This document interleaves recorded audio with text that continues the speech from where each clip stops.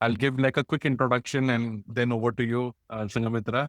The reason why I'm doing this because Ayaz is like joining us shortly.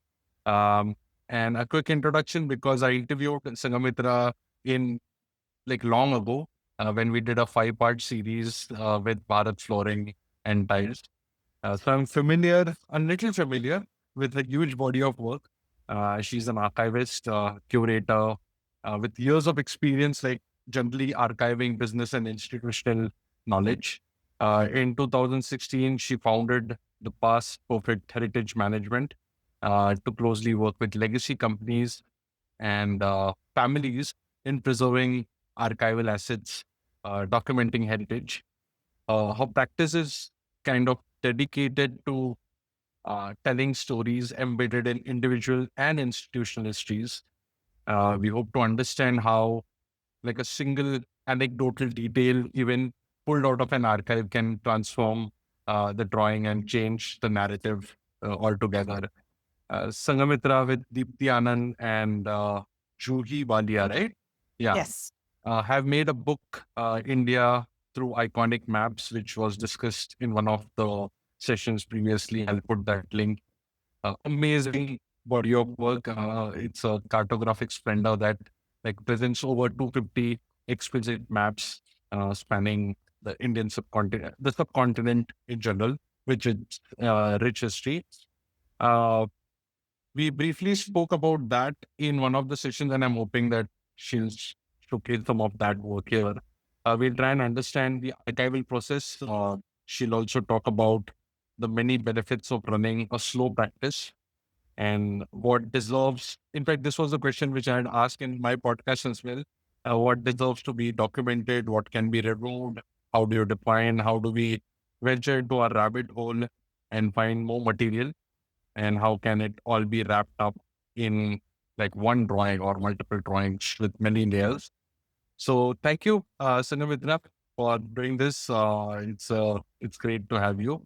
And for you, like a quick update, we all have pretty much locked in our areas of investigation, interests. Uh, some are broken, some are in different stages of understanding.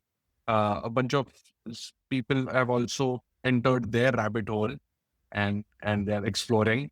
A few are figuring out how to bring it all together, uh, which is where some of the insights from you will be helpful to take this forward.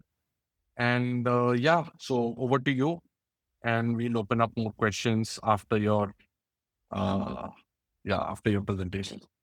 Long presentation. Thank you so much, Kedar. Three things before I start off. One, it's criminally hot in Bombay, so I'm going to constantly fidget with the AC and the fan remote. Okay, so don't get distracted. Secondly, I'm going to constantly drink coffee, water, and keep eating. It's going to be 2.5 hours. It's a really long time to go hungry. And thirdly, till this morning, Airtel was misbehaving and I don't know what was happening. Fortunately, I've just got a message saying upgradation work is done and please look forward to an uninterrupted service. But in case something goes wrong, I'll switch off my camera because what you need to see, I mean, definitely are the slides and the work, and not so much perhaps my face. All right. So with that, I'm going to start sharing just so that you have something to look at. Otherwise, we'll get really boring just hearing me, right? Can you say? Yes. Okay, so I know sort of Kedar gave you a bit of a introduction, but he made it sound fairly simple, right? That I mean, almost like I knew from day one that this is what I was going to do. It's not like that with any one of us, right? So I'm just going to take you a little bit through that because although at that point I didn't know what was happening to me, in retrospect, I do realize that sort of these are probably the touch points that made me understand that this is my calling. I've always been in Bombay. My parents were in Bombay before I was born. They're not from here, but they were in Bombay before I was born. Incidentally, I was born in Delhi, but that's a side story. But I have grown up over here. So essentially, I've been in this city. I've lived only in this city I perhaps have traveled to different cities, but I have lived for 43 years only in this city. And when I say that, I don't mean it like the city is happening in the background. All right. This city is, I mean, if I think of major moments in life, it's in this city. If I think of why I am a certain way, it's probably also shaped because I am from Bombay. But of course, my understanding of this city um, has evolved. Back when I was in school in the 90s, it's a very limited understanding. And this map that you see over here, this illustration that you see over here, which I just happened to find in a client's in a client's storeroom, is the Bombay from my school, late 90s. Most of it I hadn't engaged with, I hadn't traveled to, but I'd heard of these places because my father, my uncle, they were in sales and marketing. And so they would go to all of these places in Bombay. There would be discussions. I mean, not discussions like, intended discussions, but say, for instance, mom would say, um, you know, when are you going to leave in the morning tomorrow? So dad would say, Nariman Point jete hope. I have to go to Nariman Point. So I knew Nariman Point, of course. Back then, I thought it was called Nariman Point because my father spoke in a Bengali accent. It was only later that I realized that it is Nariman Point, it is Worli, it is not Nariman Point and Orly. But chalo, take it. So that was, I think I imbibed a little bit of the city, but hadn't lived in the city till I went to college. College was a different ball game. I came to know the city completely in a different way from what my migrant parents knew of the city. Um, so the city opened up a little more. It gave me the confidence. I knew if I missed a train, what was the best way or the fastest alternative way to reach a place. I knew if there were flash floods, what to do, where to hide, where to take refuge. I knew if there was a bomb blast. Remember, not the 2007 one, but whatever. I think there was this big series of bomb blasts, the railway bomb blast, and the train stopped working. You knew what to do. Now, that's something I obviously understood much later. Um, and then when I started working, because of the kind of work that I do, that is working with institutional histories and family histories, I was exposed to hyper local histories of Bombay that perhaps very few others get to work with. So, for instance, I knew how someone from Girgaon, or rather, how Girgaon behaves like. I knew what Altamount Road is thinking of. Having said that, Altamount Road also traces its history to Girgaon. So, because some ancestor has come from native village and first settled in Girgaon, made money, and then moved to the posher places of city. But having said that, you understand these localities a little more, and that's how gradually. I mean, what I'm trying to say is that I don't think I will ever know any other city as much as I know this city. Those who've had the chance to live in other cities and get to know them, these other cities as well, are very fortunate. Unfortunately for me, that's not going to happen. So this is one city which I understand, and it's not just anyone from Mumbai. You realize travel times are huge, so it also gives you that room to just think. Right, long hours in the train, on the road, traveling from one end to the other end. So I think a lot of my thinking, a lot of my processing also happens on the road in Bombay. Why am I saying all this? Why have I gone into this long monologue? Simply because today, this evening, we'll be talking about two things. One is the archival practice that we follow at Past Perfect. And of course, our recent book on maps that represent India for about 800 odd years, 250 maps. Kedar just mentioned the name of the book. And which is why what I'm trying to say is before we get into that discussion, you have to understand that while we'll talk a lot about cities and places and continents and seas and mountains and lakes and all of that we will talk about, um, it's not always about navigating these, but it's also about what these archival objects represent at a certain point and what is the storytelling one can do with this kind of artwork. But we'll move on to exactly how. Okay, I've done a massively rookie mistake. This was supposed to be a video, but then I extracted this and made a PDF out of it, and now the video has gone. So if at some point you want to you want to see the video, I will sort of play it on another window. But okay, so back in school, I don't remember me vis-a-vis studies too much. I don't know what I was doing for most part of my school. I wasn't really floundering, but I really didn't know what I was doing. I was the black sheep of the family. I was not your typical Bengali. I still had zero talents, not topper in class, nothing like that.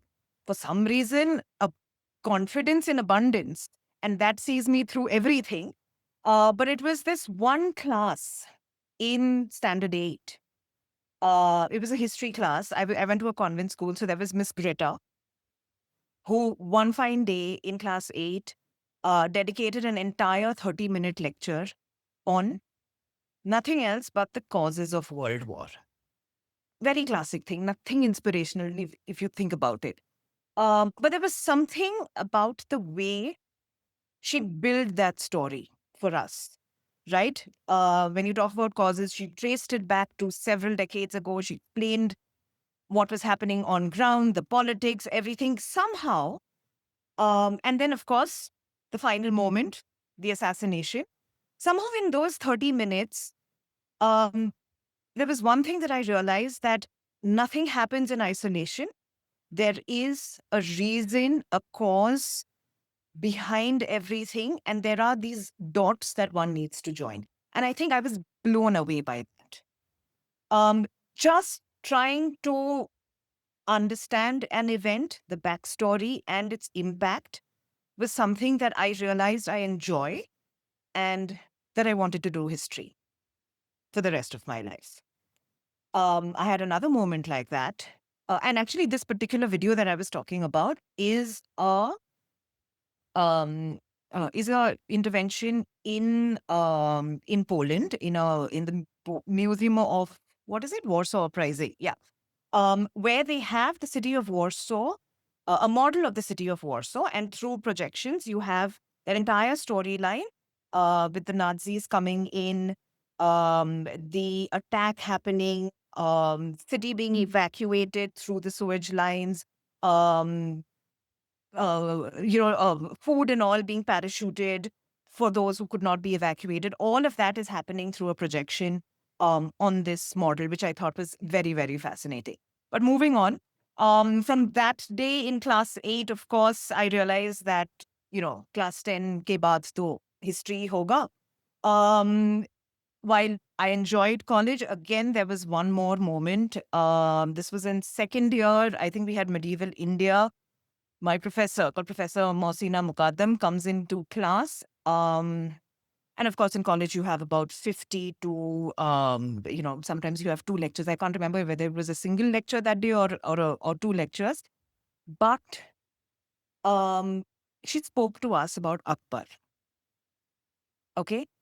And again, in those 50 minutes, let's assume it was a 50-minute class. In those 50 minutes, she started out from Akbar being born, being raised by his wet nurse, his early experiences, his relationship with his wet nurse, learning from his father and all of that, to his policies, to his encouragement of art, literature, the Aini Akbari, the religion he sets up.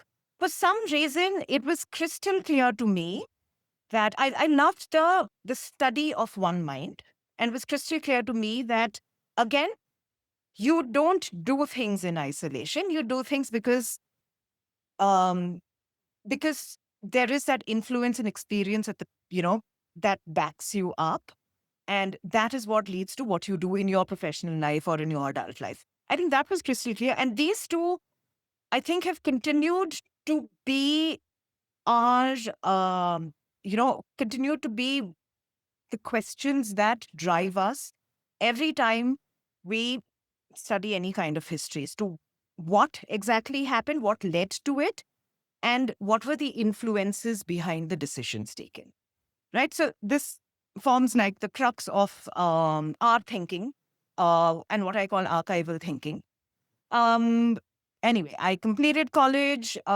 This is like 2001 or no, 2004 or 6. History students back then didn't have too much of an option. We were either expected to do our PhD, like do more research, or teach, or join the civil services. Civil services and teaching and all three didn't seem very exciting to me. I didn't mind doing the research, but no, I just didn't want to do it.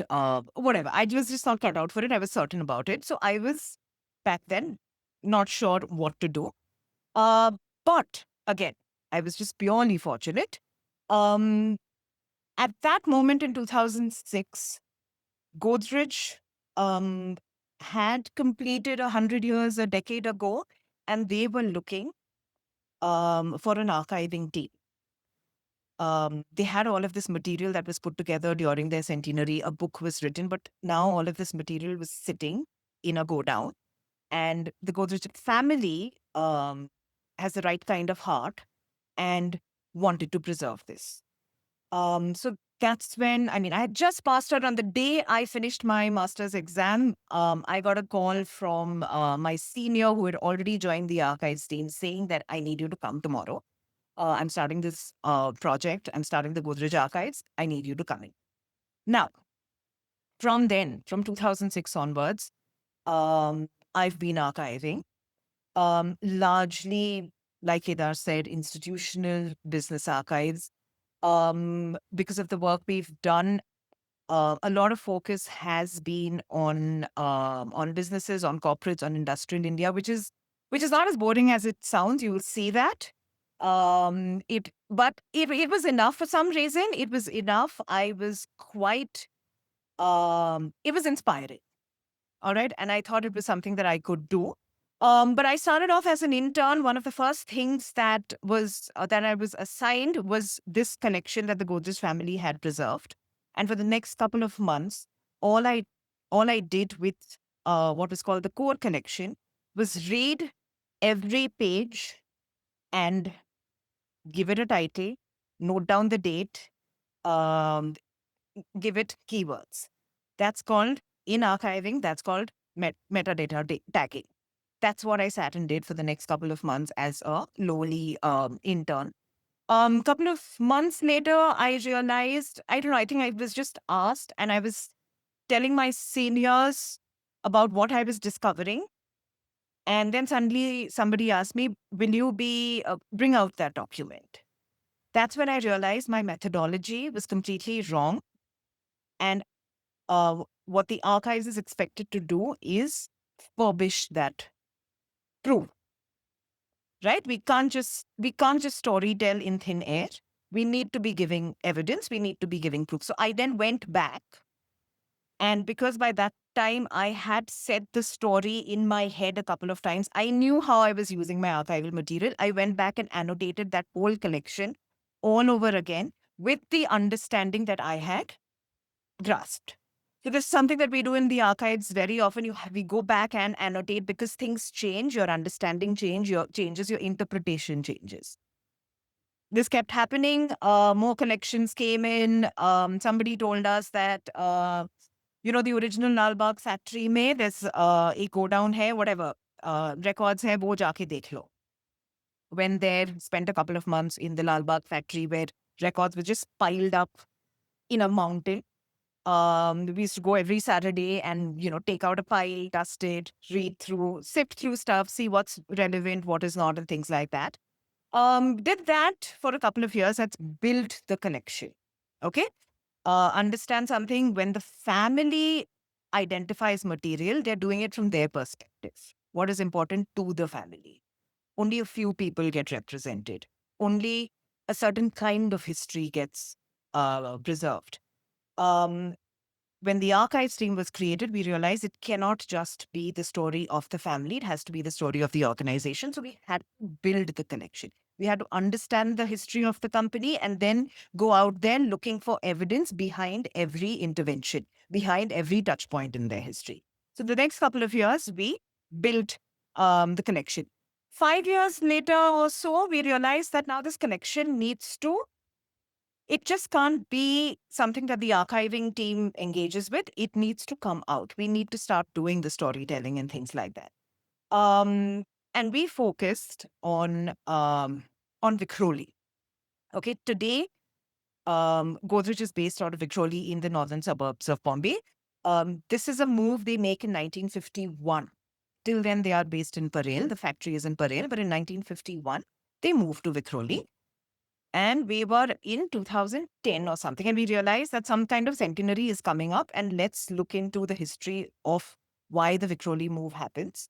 What does Godrej do really over here? Today it's this green space in Bombay, the Godrej Township. We decided to look into how that happened. Now,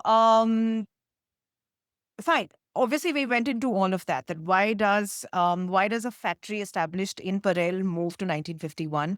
What is the politics behind it? What is the industrialization behind it? What are the products? Why are they moving? Are they expanding? Are they getting new machinery? All of that we looked into. But then came this element that they were now moving far away from the city, and their workers had to be coaxed to come there. Right? How do you coax your workers to come all the way to Vikhroli? And all of these workers were, again, based out of Dadar, Parel, Girgaon area. How do you coax them to leave their families or leave their extended families and set up homes all the way in Vikhroli? You build townships for them. So, what were the first houses? Now, these images that you see are a set of um, 11 or 12 Betty chawls or Betha chawls that got constructed for the first group of workers who came there.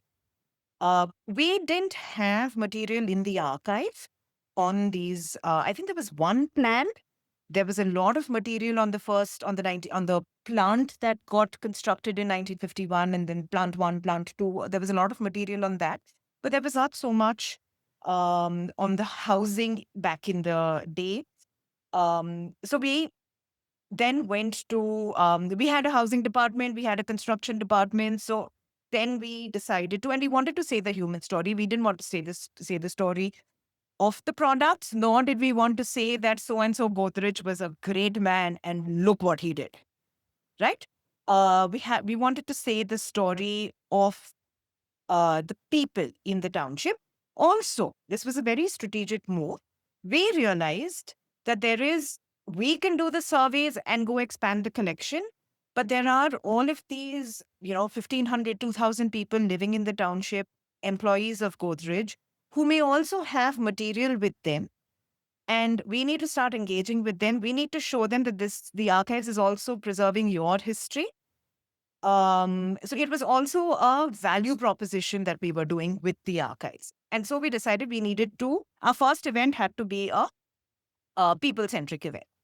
So we reached out to the housing department, we reached out to the construction department. They fortunately, now these departments normally keep records, HR, construction, they keep records, they have to.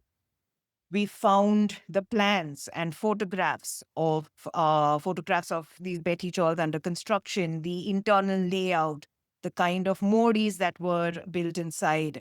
Then we found the housing department files where people have written to the housing department saying that all is well, but stray pigs from the nearby village come into our gardens and eat up our vegetables. So then what does the company do? The company takes all the extra steel that they had and made these fences over here. You can see these fences here. Can you see my mouse? These are all steel fences that got made. Likewise, little intervention where you're seeing that the company is doing stuff, they are complaining, the company, sort of rises up, does something for them. Then there are these documents saying, I think this one in particular, Sharda Ben, very interesting. Sharda Ben's parents were in Godrej. My father was working in Godrej. She'd grown up in Godrej. But I think when she was about 16 or 17 years old, her father passed away. He was still in service. And what does that mean? That means that you have to vacate the house. So there was this one letter by Sharda Ben's mother in Gujarati asking the company that allow us to stay a little while longer. So I found that letter and letters like these. And we looked up our internal HR system to see whether any of these names, in the HR system, what happens is the current employees' names are there. There's that's the account that gets created, but the parents are also mapped. Parents and children are also mapped. And, so I kept looking for these names that the that the letters were revealing or the forms were revealing, and I kept checking on HR whether any of them were still around. I found Sharda Ben because while she and her mother were allowed to stay in this house, Sharda Ben also eventually, in about 4 or 5 years, gets married to another sort of Panchala Gujarati neighbor who was from the colony itself. His father was working there. This son also joins Godrej and becomes an employee. So it was his name that was in the records. And I realized that, it matches. It's Shardaben Panchal. Everything seems same. The wife's details. But then I realized that this probably is the same lady. And I reached out to her husband and I said, this is what I'm doing. Is it true? Were you and your wife, did you and your wife grow up in the colony? And I was right. They had grown up. They called me home. They were still in the colony at that point. They called me home. They showed me all of their photographs, shared these stories with me.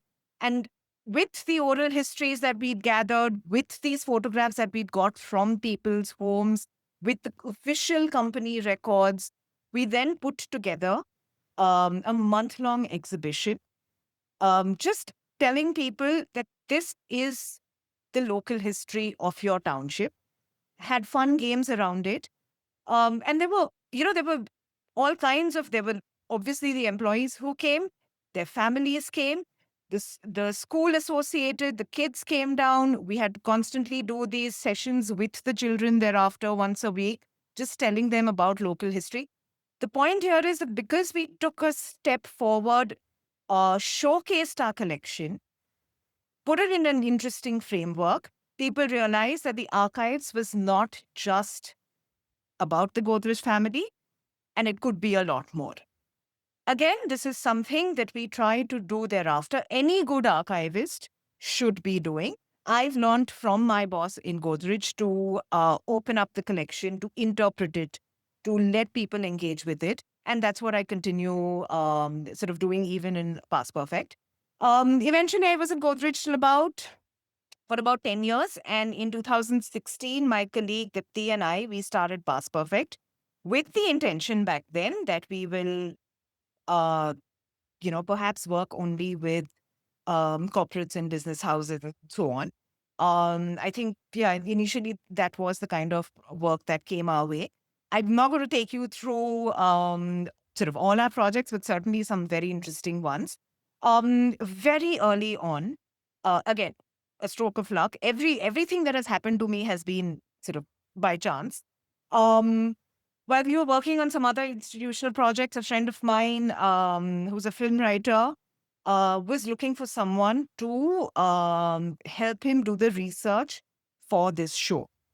I don't know whether any of you've seen this, but let me just take you through what we were told.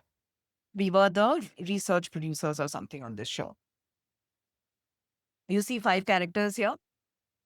All we knew at that point was this gentleman here, played by Sanghamitra Chatterjee. He is the owner of Roy Talkies. It's a film studio based in the 1940s.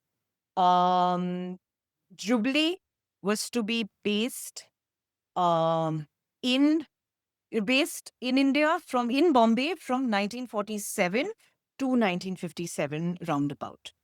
Um, Jubilee was also or rather Roy Talkies was also loosely based on Bombay Talkies, a film studio that was hugely popular at that point.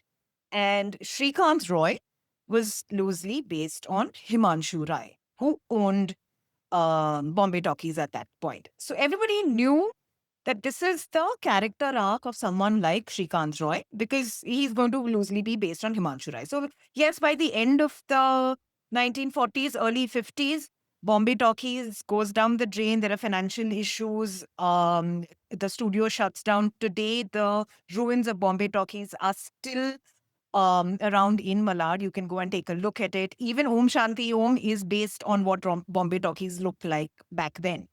So that typology of design has continued in people's minds in terms of what a studio should look like.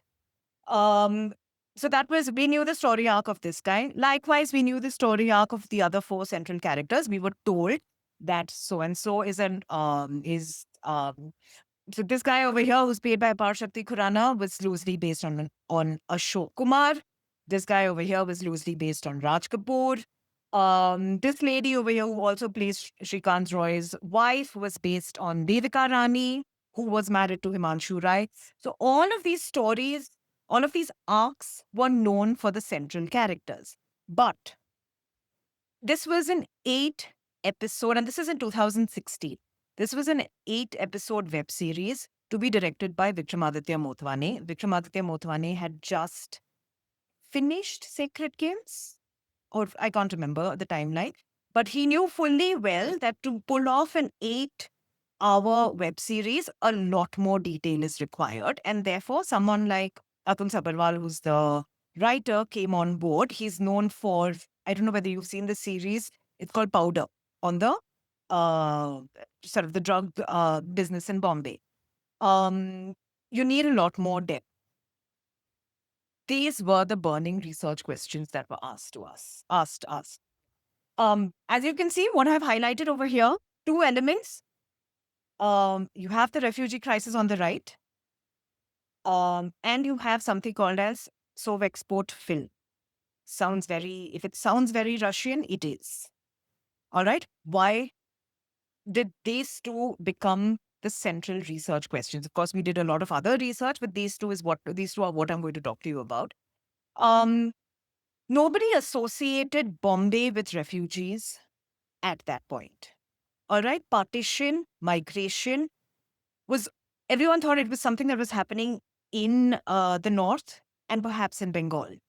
Again, in the western parts of the country, we don't know too much about what was indeed happening in Bengal. Um, so just like these were the questions that was, how did a refugee even come to Bombay? Sure, Karachi was just there, and there were regular ship movements. So did they come by sea? Who came by sea? Who came by land? How did they get allotted? Or was there an allotment process? You just can't wander into Bombay, from that part, from Wagah border and all. You just can't walk into Bombay. It has to be an intended move if you're coming to Bombay. Um, what is the documentation they carried? We knew because of the work of Achal Malhotra and Urvashi Butalia that forget documentation. Some of them just came with the clothes on their back. So then how did they restart their lives? What did the government do? How did they get the jobs? Okay. Then now this much was clear again, since we were from Bombay, we knew of Kolivada, Sayan Kolivada, and Chembur Sindhi Society. People told us when we were growing up that that's where the Sindhis live.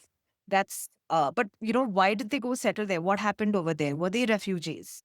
Um, okay, and actually, sorry, Chambers Sindhi Society was Sindhis, and then Sayan Kolivada came to be known for the Sikh population, the Punjabi population, and things like that, great kebabs and all of that.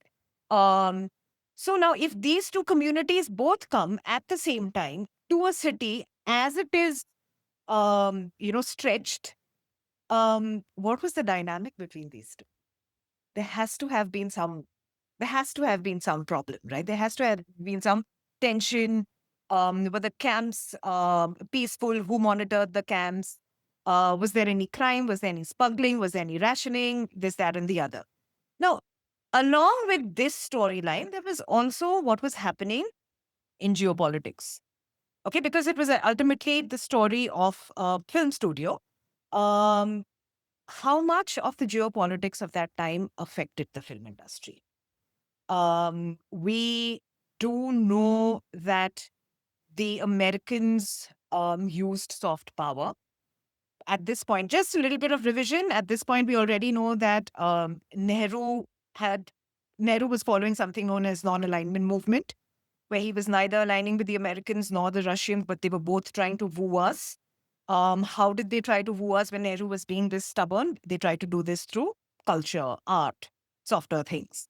Film industry has always been critical in India, in Bombay.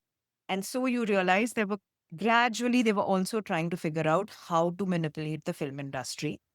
Um, the film industry and audiences. So audiences, Hollywood films were always being distributed over here. During the Cold War, did Nehru show some kind of a preference that a certain kind of Hollywood film is only shown? More of Russian and Chinese films are shown. Hindi Chini Bhai Bhai era this was.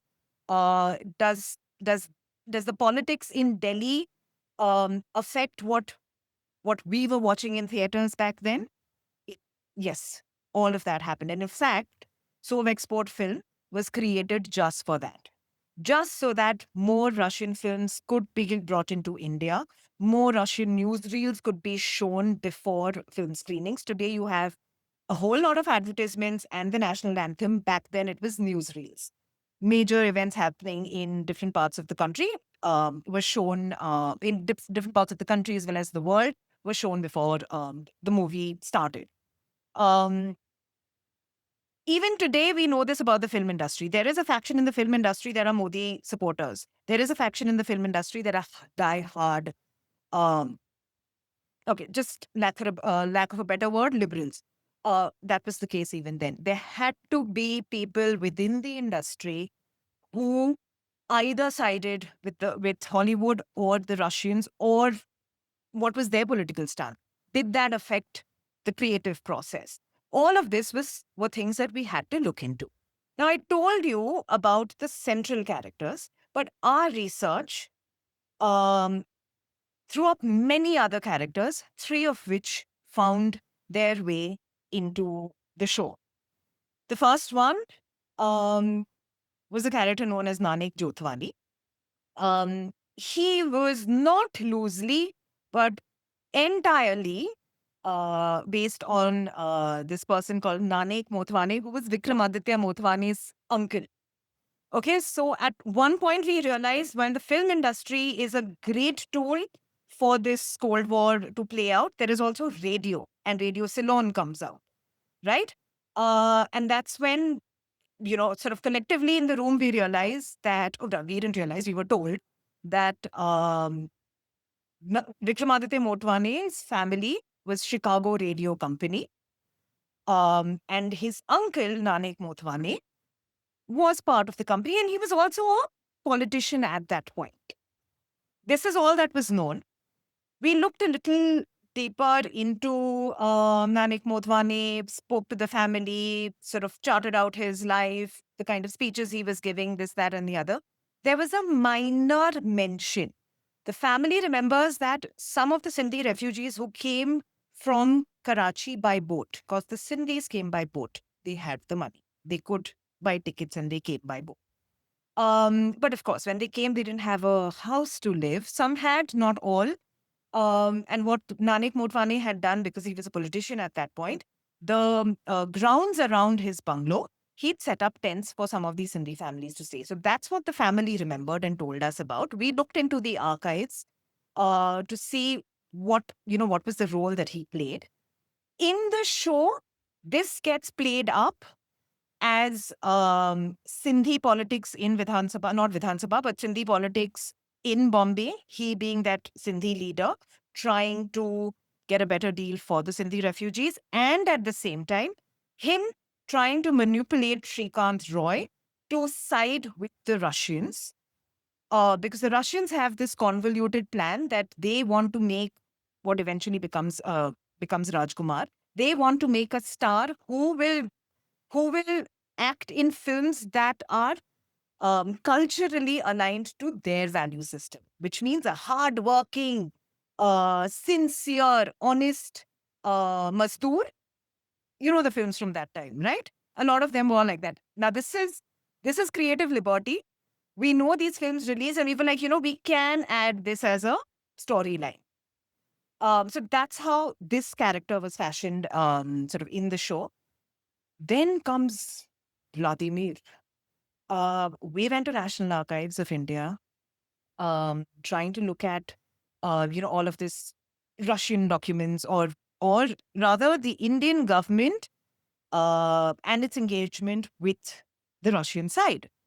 You had a whole lot of these files where the Indian government was maintaining surveillance files on Russian individuals. And from these files came out Vladimir Tsayadians, who was a part owner of Sovexport Film, which means he distributed Russian films in India. He also took Indian films to Russia. And in the show, he becomes that Russian mouthpiece who comes and tries to convince Roy Talkies that you should start, making films that will be popular in Russia. Forget everything else. Let's start making films specifically for the Russian market. We also found Vladimir, strangely, in the CIA archives. CIA was also maintaining a file on him. And things got corroborated, and we realized that this is clearly someone who's backed in the archives, perhaps should be used. And the writer himself was extremely excited and made a character out of him. Next came Sardar Tara Singh, a Mulund Sikh politician who was perhaps not even, from the 1940s. It was a little later. But our research into the Punjabi community of Sion, Matunga, the eastern suburbs, led us to him. Again, the way he's shown in the series is completely not evidentially backed.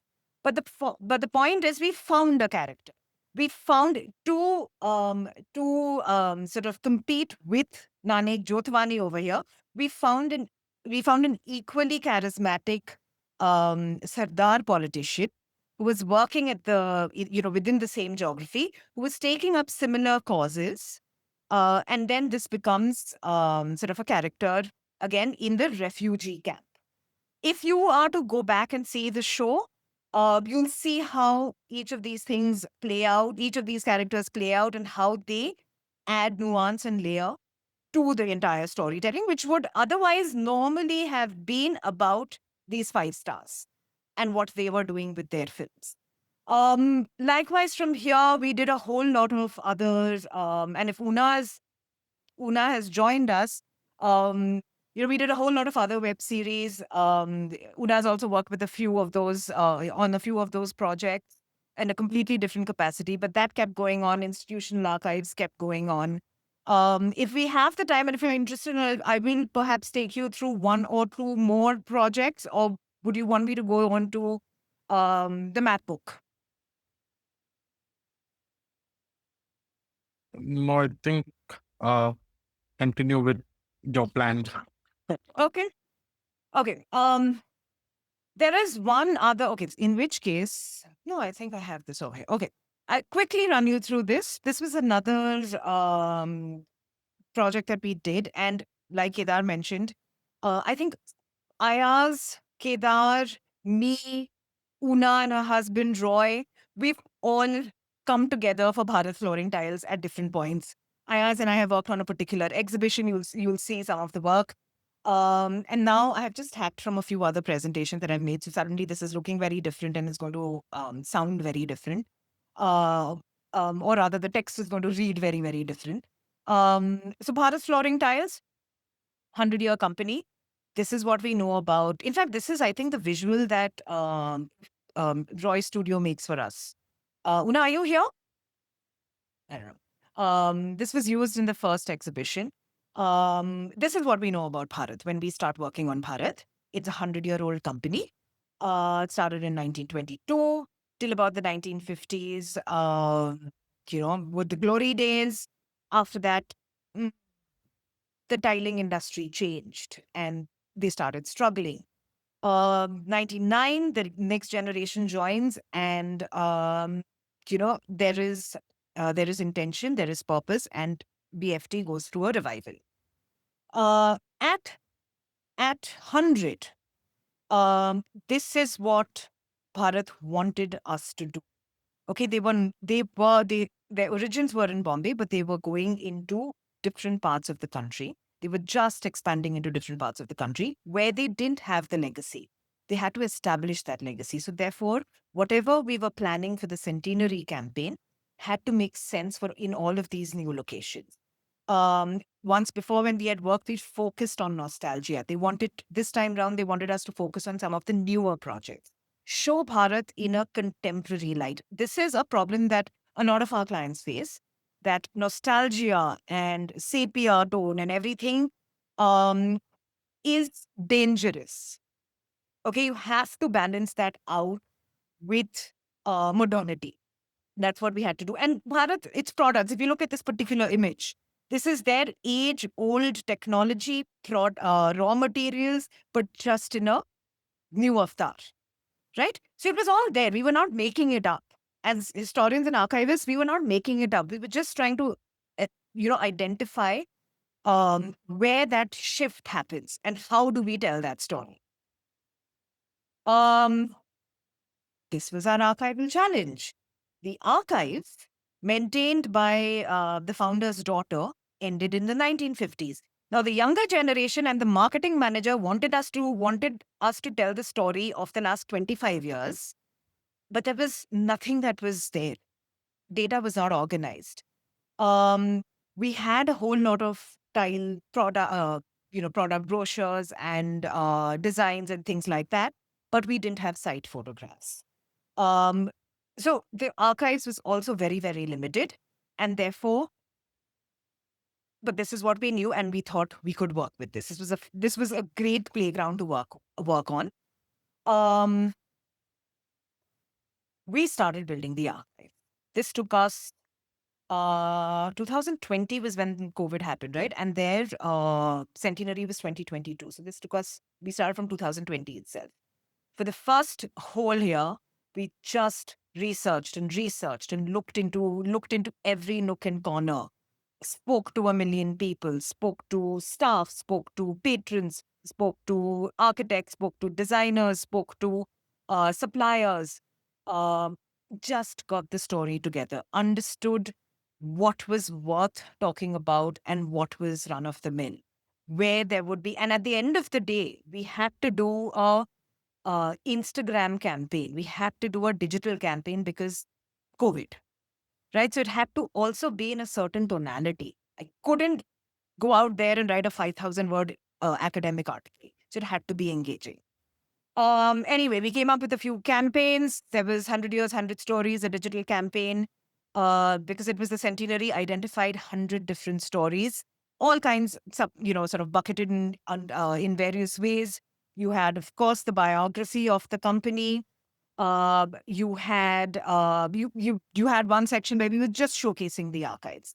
Archival finds, that section was called BFT Classics. BFT's late tiles in Express Towers, in the High Court of Bombay. So we did, a piece each on the tiles that you would see in these classic places. Heritage restoration that picks up in Bombay in the middle or late 90s was also something that revived the business. So we looked at that.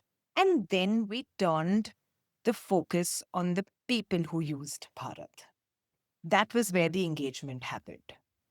We spoke to people who've grown up on Bharat's floors. We spoke to people who've lived in 80-year-old buildings but have not changed the tiles, continue to live in those tiles, live in those houses.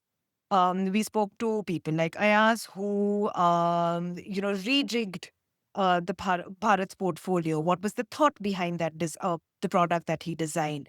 What was the market gap that it was trying to fill, and all of that. And that's how we came up with the 100 Years, 100 Stories campaign. We had two other things. We had a traveling exhibition, like I said earlier. Bharat wanted us to. Bharat knew very well that they would have events across the country, especially where they have showrooms, and therefore we had to create a traveling exhibition.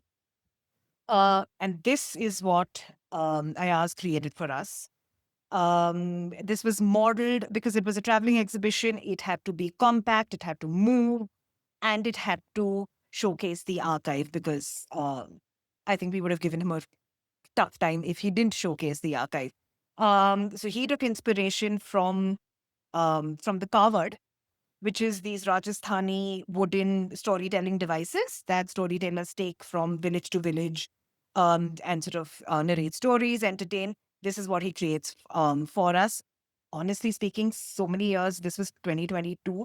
I know Bharat is still using this in a lot of their events where their legacy has to be showcased. So this is like, um, in my opinion, full ROI. Bharat accounts manager can never crib about the money that he spent on the Centenary campaign.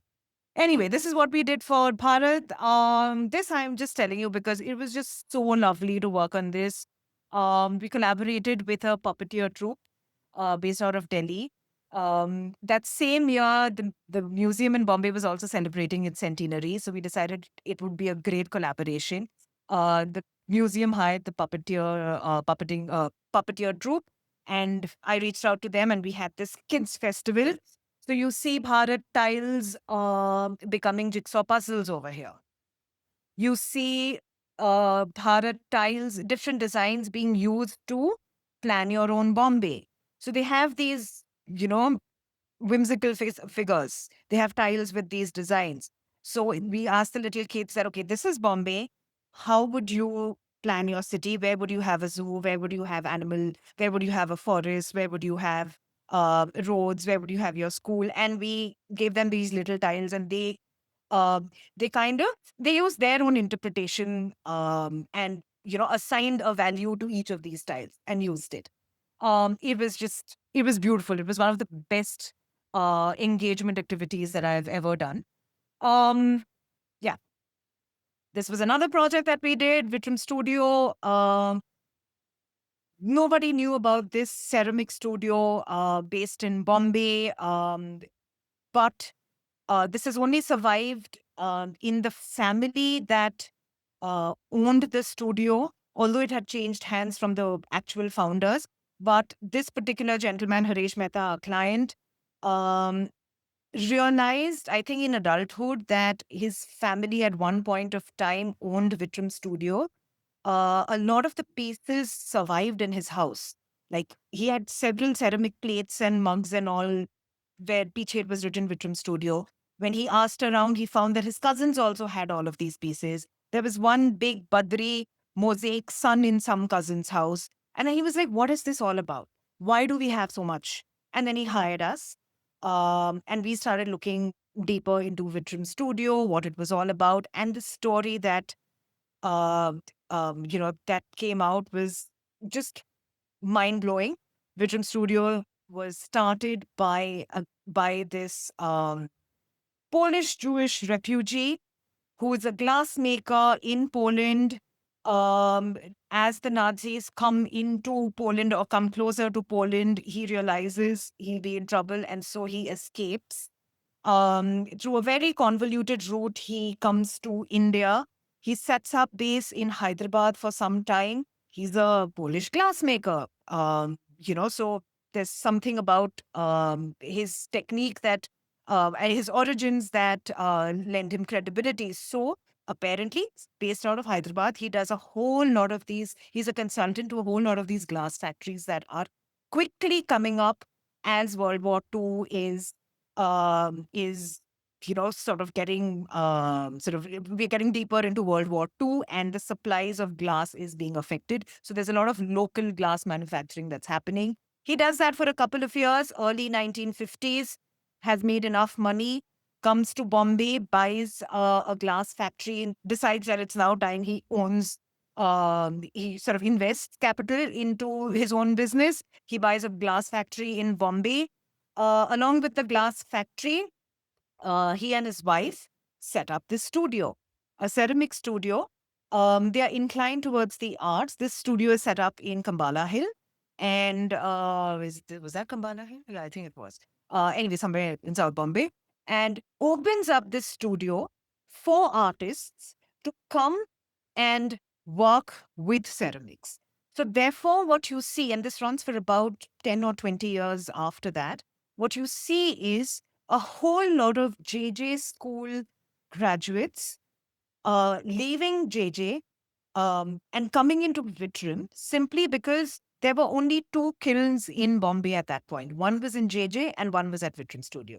So anyone wanting to experiment with the medium had to come to Vitrum to sort of work on these on this material, and it was obviously free for the artists. Sort of Vitrum, the glass factory, subsidized all of this. Materials were given, and you have people like K.K. Heber, you have Badri Narayan, you have B. Prabha, you have all kinds of names from that time who are working in this studio.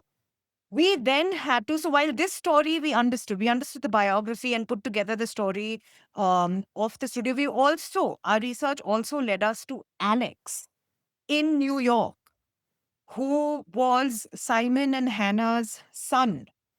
And the couple had moved away from India in the late 1950s. Nobody knew about them, but somehow, and I mean, my God, the researchers in my team are just spectacular. Juhi found Alex all the way in New York, and Alex was sitting with photographs. Alex was sitting with a film made on Vitrum Studio, which was made by Durga Khote.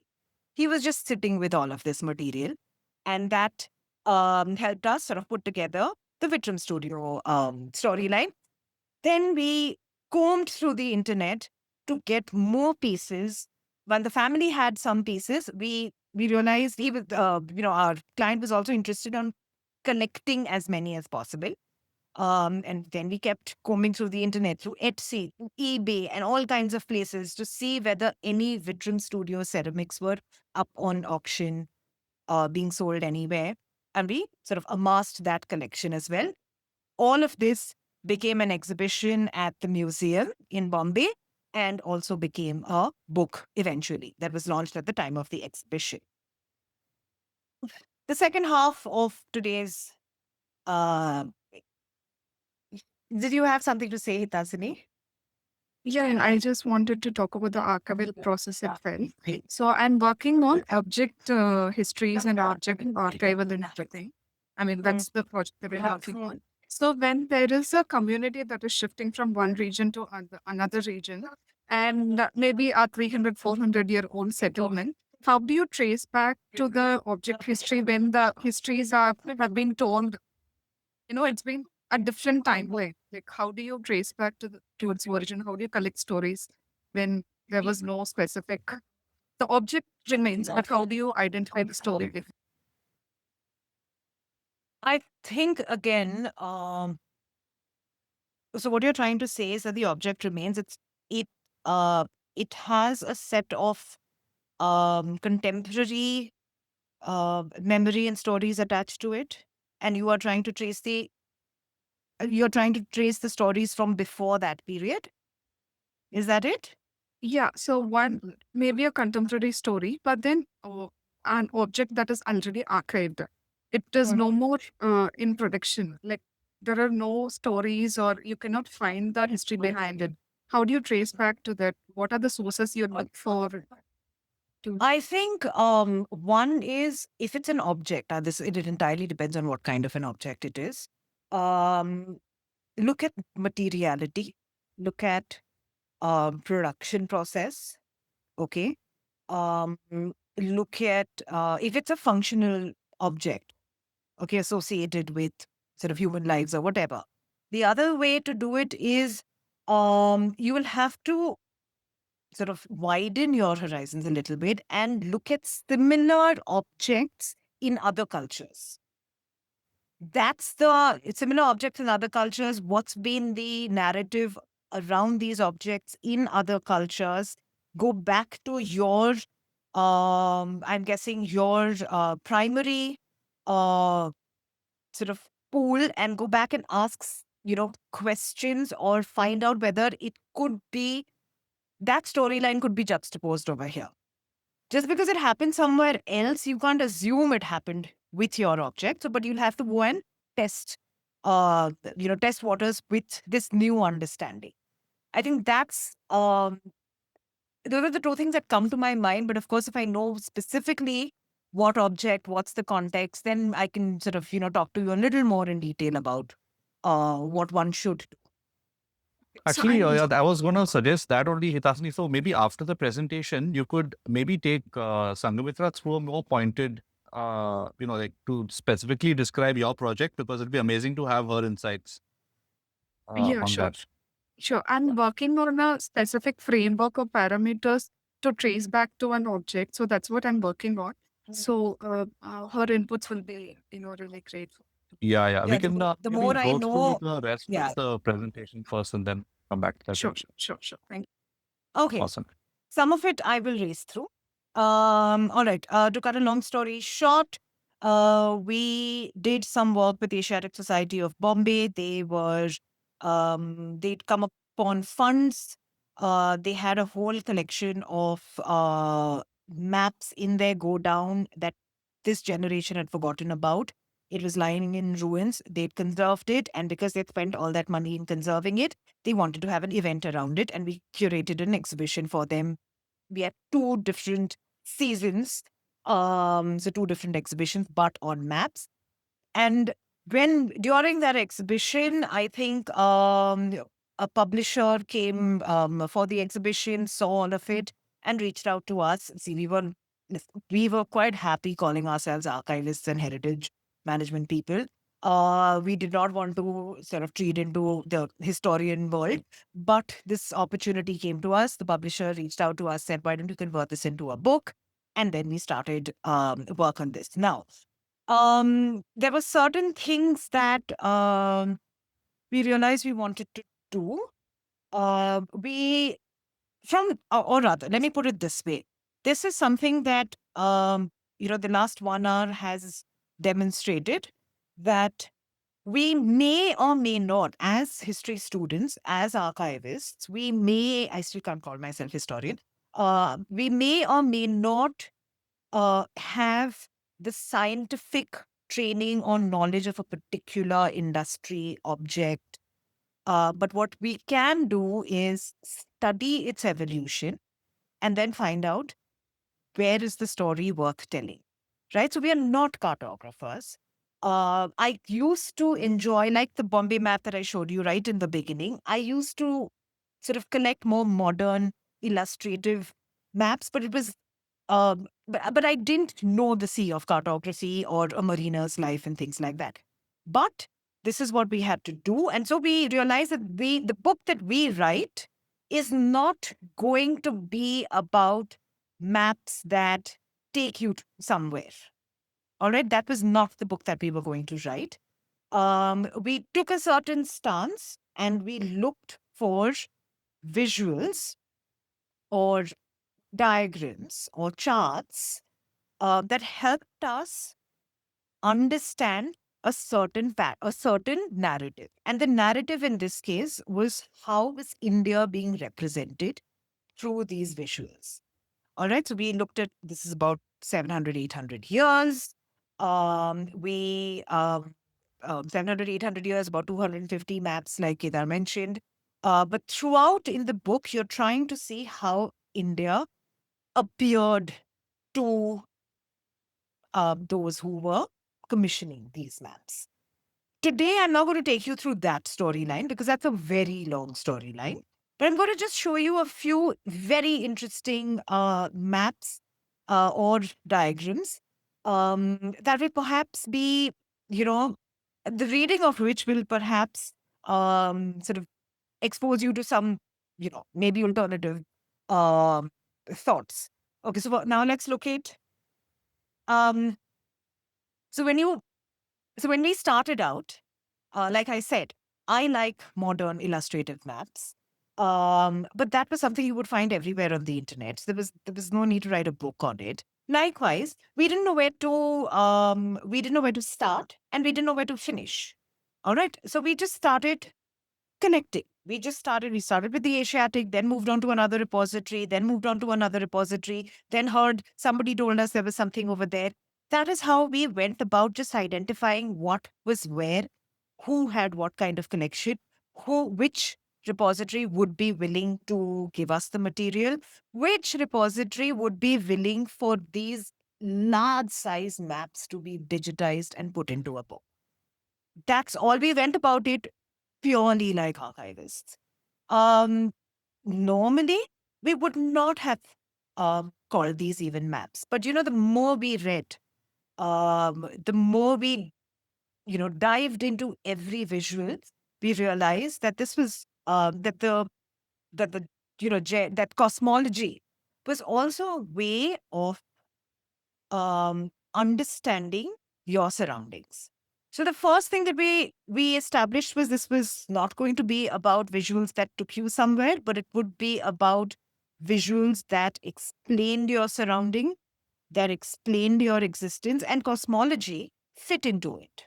And therefore we were able to establish that this is where we are going to start book from. This is Hindu cosmology. What you see over here is what is called Bhulok. All right. And this is based on a Vedic document, which sort of gives you a great detail about an individual's or humanity's position in the entire cosmos. So if you look at this long diagram over here, it's gorgeous. The colors are beautiful. But if you just look at this long diagram over here, the section over here and the section over here represents the outer limits of the universe. Okay, what is Bholok? Bholok is the world that we inhabit. In Hindu cosmology, you have this figure called Sri Hari. Okay, Sri Hari is the cosmic map, and at the center of Sri Hari is Bholok. All right, and Bholok has various elements. So this one over here is just a representation of Bholok. Within the first circle over here, you have land, you have 84 species identified, you have a river system. This is essentially the world we live in. The concentric circles around it can either be a sea or another landmass. All right, this one over here, like I was saying, this is Bholok within the entire cosmic universe. So this is the outer limit. This is Deva sitting right at the top. Then you have various other celestial bodies over here. You have the paths. You have eclipses over here. You have the solar and the lunar movement for in Hinduism is extremely important. Those are represented by chariots. I'll have to keep doing this.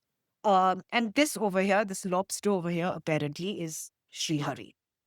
This is and I think these two swinging over here are, I think, some kind of sort of cosmic forces that have a huge say in the way sort of the universe functions. All right, you have this as an example, and then you have Jain cosmology.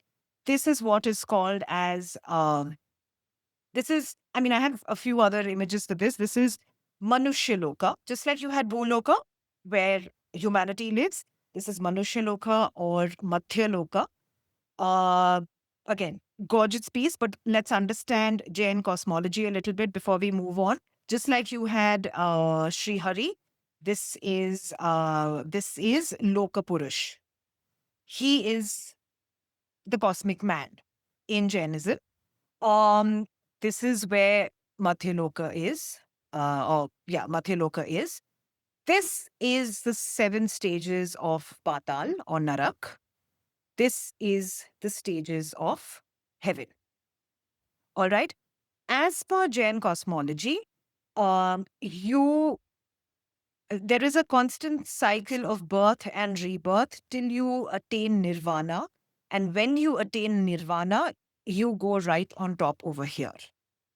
All right. And this is the place where Till then, you're just in this realm. You only go up here when at the forehead of the cosmic man, when you attain nirvana. On the left over here is a far detailed depiction. This was a colorful version of it, and this is well, not that colorful, but a detailed depiction of the Madhyaloka, for instance. Now, like I said, this area over here is called Jambu Dvipa. It's the same thing in Hindu cosmology as well as in Jain cosmology. This is where humanity resides. As the Jain cosmology, Jambu Dvipa is divided into, I think, several continents, but only 2.5 continents, or the Athai Dvipa, are is where nirvana is possible. Beyond that, no human life can exist. And so the concentric circles in brown that you see over here are the other two. So this is one, this is another, and then this is half. So this is your Athai Dvipa.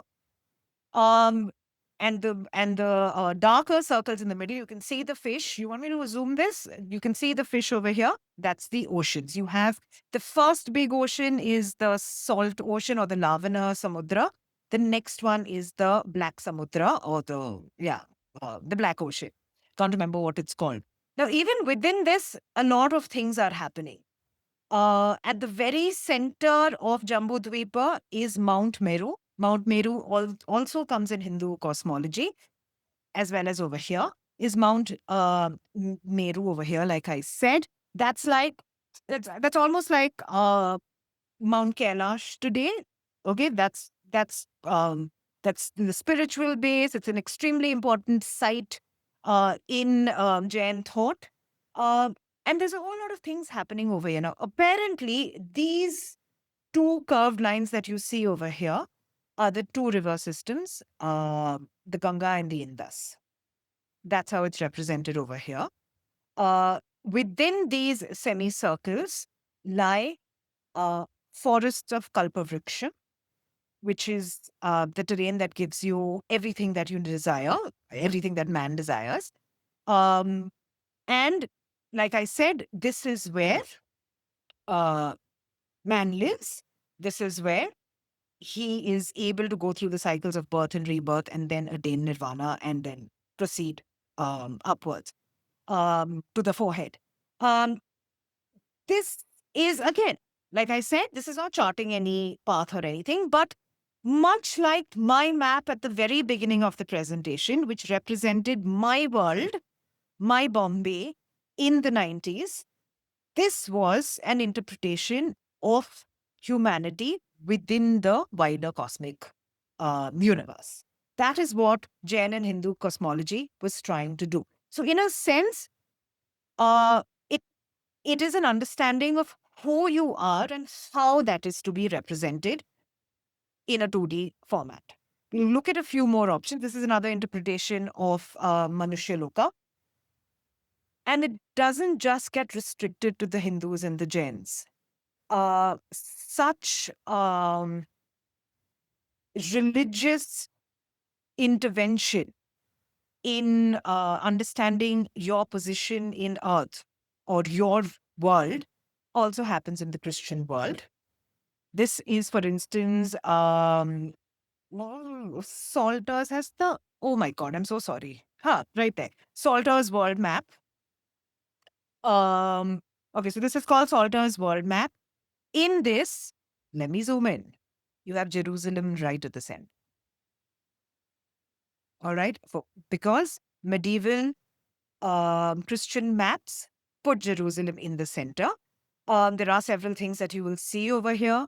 You have God holding earth. You have two biblical figures who lived in the Caucasian mountains, Gog and Agog, or something they are called, who predict the apocalypse. They are also represented over here. You have Adam and Eve over here. This big body over here is the Red Sea.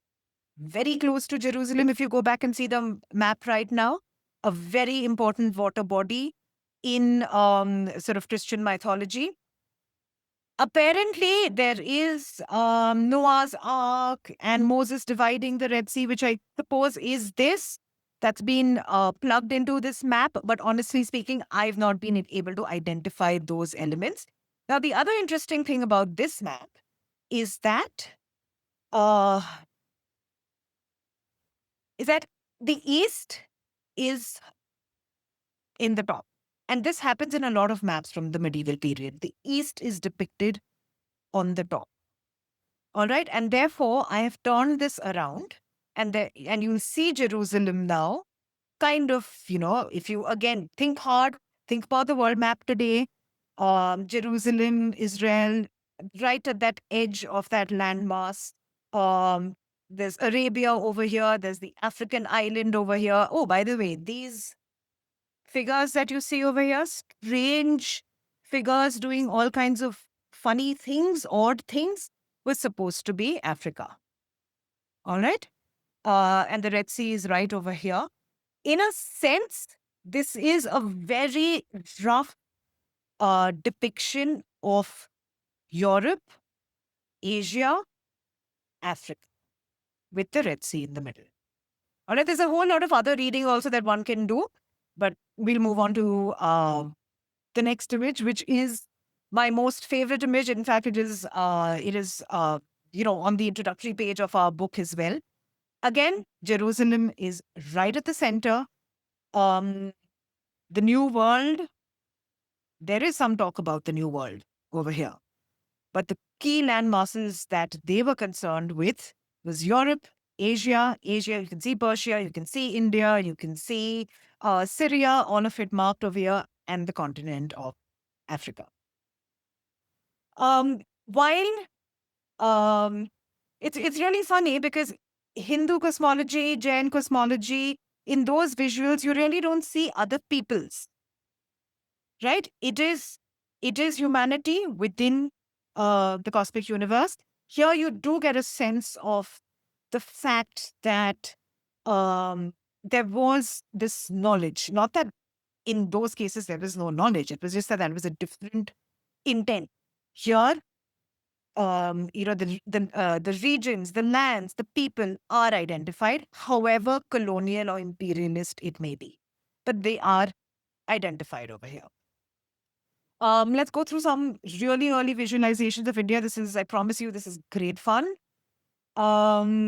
This is a beautiful map. I've only put out part of it because it's actually made up of 12 different scrolls. It's over 6 meters long. Starts out from I think, this is essentially the Roman network of roads. So a little bit what we expect maps to do, right? Even our understanding of maps today. But this is just from Rome all the way along that stretch, all the way up to the South China Sea. All right, a little bit of China comes in. And somewhere over here, okay, now let me expand. Somewhere over here, you will see Muziris. Have you heard of Muziris before? Okay, so Muziris or whatever it is a small port town on the western coast of India. It is something that medieval ancient records are constantly talking about. Okay, 1 second before that. What all do you see around Muziris? Okay, so this is the port town of Muziris. There is a temple of Augustus over here. There is also a lake over here. And there are pirates in the sea close to Muziris. Beware. Okay? If you're in the Roman Empire and you want to trade with India, which you're probably doing because that's why Muziris has featured in this map, beware, there are pirates. But what else do we know about Muziris? Now, in ancient Greek text, like I said, does mention that it is part of the Chera kingdom. It has a flourishing trade and that the Roman Empire trades with it. Then, a couple of centuries later, Marco Polo comes and he mentions the Malabar coast and Muziris and calls it the best part of whatever part of India that he had seen. All right. It's very difficult now to try and figure out. I think there are various theories as to what the ancient port of Muziris today is, whether it's Cochin or whether it is an older Cochin port or is it the new one. So there's all of that conversation that happens. But that is, this was happening when did we see? Sorry, yeah, I just because I'm an archivist and a historian, I don't need to know dates by heart. This is happening in 1265. This is the view of that map. Okay, that is what you saw. That is who the Roman Empire traded with and therefore had road networks or had mapped the road networks for its traders and travelers. I think several people over here know about Ptolemy. I don't know. I'm just going to get into this, theory a little bit. He's a super important figure in cartography, in geography, and things like that. Ptolemy, and I'm just going to go through it quickly in case you don't know. First or second century AD is when he is alive. He kind of combines geometry and mathematics and is able to tell you a little more about the world that you live in. Why you live in? Because three things he discover, or rather he lays down. He actually writes many books. He has some 3-4 books that he writes. The most important for us is his book called Geographia. The very first volume of Geographia is dedicated to the theory that the Earth can be represented in a 2-dimensional format. The entire first volume is dedicated to that. So that's the first thing that Ptolemy is able to do. Subsequently, now Geographia gets lost. Many centuries later it is discovered and then it is widely translated. I think somewhere around the 12th, 13th century, it's rediscovered and translated in multiple languages. And so therefore maps after that, you have that spherical projection of the sort of globe coming in. Till then, you see all these wonky maps. The second thing that he's able to do is that he's responsible for this whole concept of latitudes and longitudes, which we follow even today. Thirdly, he does put the north at the top, but we see this being adapted only sort of in the 14th and 15th century. Till then, some people are putting the east on top, some people are putting the south on top. People are just basically doing whatever the hell they feel like. These are some later day interpretations of the Ptolemaic theory, which I just thought we should touch upon. I mean, you can't come away from this session without knowing the basics of sort of map making and cartography, no? Okay, going back to earliest representation of India. This is an Arabic map. This is made by this gentleman called Al-Adrisi. Al-Adrisi was obviously Arab, knew about the Arab trade with India and the East Indies. But he is commissioned this map when he moves to Spain. The King of Spain commissions him to do this map. And it happens a little later. So although this, like I said, this happens what is the date over here? This is happening in 1152. The knowledge that he puts down over here is from the time that Arabia was anyway trading with the East Indies and African continent. So all of that knowledge has been built into this. Now, somewhere over here is anyone over here reads sort of Persian? I don't know. One is Al-Hind, I believe, and the other is a notation on the Indus. I can't remember what it's called, but apparently it's this part over here. Okay, again, I think, yeah, this is the south of the east, the sort of on top, and which is why you have the subcontinent jutting out, but in a completely different direction. Naba can read this whole mapper in case you want. Okay. Lovely. I'm sure she has her own There's version of many it. other records then that I have that I need help with. Okay. No triangle, but a sense that that might be the subcontinent. Here, you see the triangle. You see the subcontinent over here. And there is a lot more you see. You see the Sultan over here. You see the King of Vijayanagar over here. You also see more towns mapped on both the west coast and the east coast, more ports. Nothing in the inlands because the European world at that point was not concerned about the inlands. It was concerned about trading. So you have the port towns along the trade map. Then you also have something very, very interesting over here. You have this ship that's heading towards the Indian coast. The trade is, of course, happening. You have pearl divers, because that's a big business over there. That's a huge trade, the pearl trade. But you also have this inscription over here that tells you it's a local folklore that the seas around India, apparently, was full of sea monsters and fish that could grab you. That was, that could grab you before you could even go a certain depth into the sea to grab, to sort of fetch out the pearls. So all of that.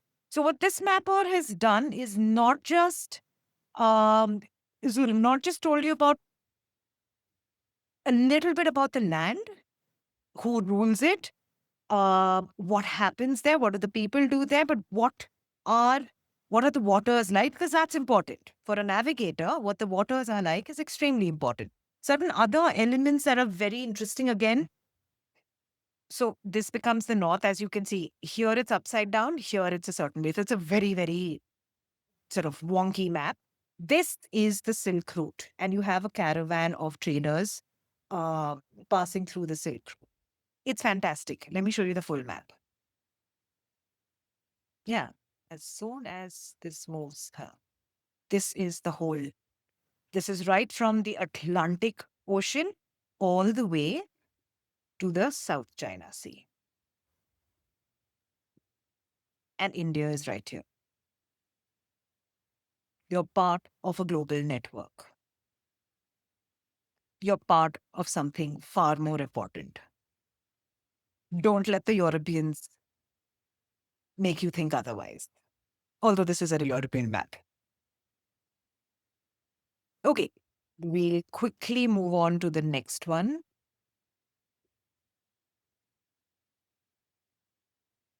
Another, this is interesting. This is again a detail from a much wider map. But again, what you see happening, in the previous one, you saw the little inscription which is telling you something about the land. Here too, you'll see these little inscriptions. I think the composition of this particular map is very modern, right? The way the text is inlaid, in between sort of buildings and figures and trees and everything. It's just what I would expect a graphic illustrator to do today, right? Neatly put information in a way that is comprehensive. Yeah. Is 1 second. All right, do you spot Delhi?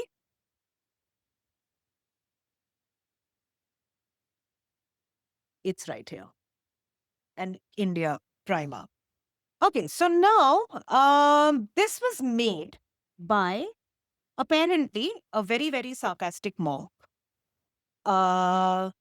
He rejected the Ptolemaic theory. Everything that you saw till now was based on what Ptolemaic had laid out. They made these maps based on geography, also travelers who had been to various locations, their notes, their diaries, all of that was built into those previous maps. This guy, Frau Monroe, also does that. But he rejects Ptolemaic theory. First thing that he does is, it's not a Christian map. There's no Jerusalem map specifically. There are no, even in the bigger map, there are no gods and figures blessing the map and things like that are not happening. Um, but what he does is, instead of representing what he's learned from other sources, he starts inscribing the text over here. What you see here is, and I'm just going to read out. He notes that what he hears before this, that there are monsters in the Indian Ocean, but he notes specifically that except for certain animals such as serpents, which are said to have 7 heads, and ants so very large that they seem to be dogs. He puts this down for a specific reason. Um, this is also a place where there was also that belief that the Indian Ocean, or there is a portion of the Indian Ocean or the sea next to India where water turns into coal. There were all of these myths. He does put these down, but also very sarcastically mentions that he doesn't put it down like he believes it. He's just saying that, a lot of people are saying so. Believe it if you want. This entire visual is just full of that kind of rhetoric. Okay, more fun maps. Trust me. This is a world map from 1457. Love the shape. This is where, oh my God, where is that detail? Oops, oh no, I revealed that too soon. This is where, okay, yeah, this is where India is. This is the subcontinent. But what becomes evident over here is that there is Gujarat depicted a lot like we know it today, right? You have that cleft over here in Gujarat. You have, oops, am I still audible, visible? Yeah, all good? Okay. You have the Indus system over here, river system over here. You have the Ganga over here. You have, again, the dangers in the sea over here. All of that is there. And you have a European also out there. Again, the reason why this is interesting is, again, because of the dangers depicted in the sea. But let's go to the next one. That's Asia. So, remember the clover map that we saw sometime back?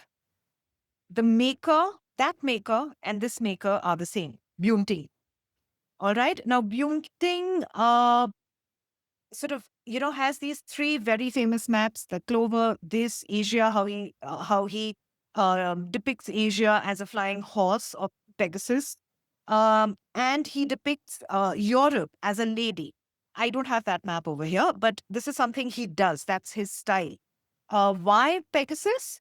Now, in Greek mythology, Pegasus embodies power, wisdom, uh, and strength and inspiration. And this land of Asia is apparently, at this point in 1589, supposed to be this powerful landmass, supposed to be with this very, may not have political power, sort of an empire-like political power, but because of the riches that it has, it's a very, very interesting landmass for Europe. And therefore, he depicts it as Pegasus. And you can see India, extra Ganges. This is something that you're going to hear, or you're going to see a lot. India um, within the Ganga river system, the Ganga, the Indus, India beyond the Ganga river system, and all of the Indian subcontinent is here.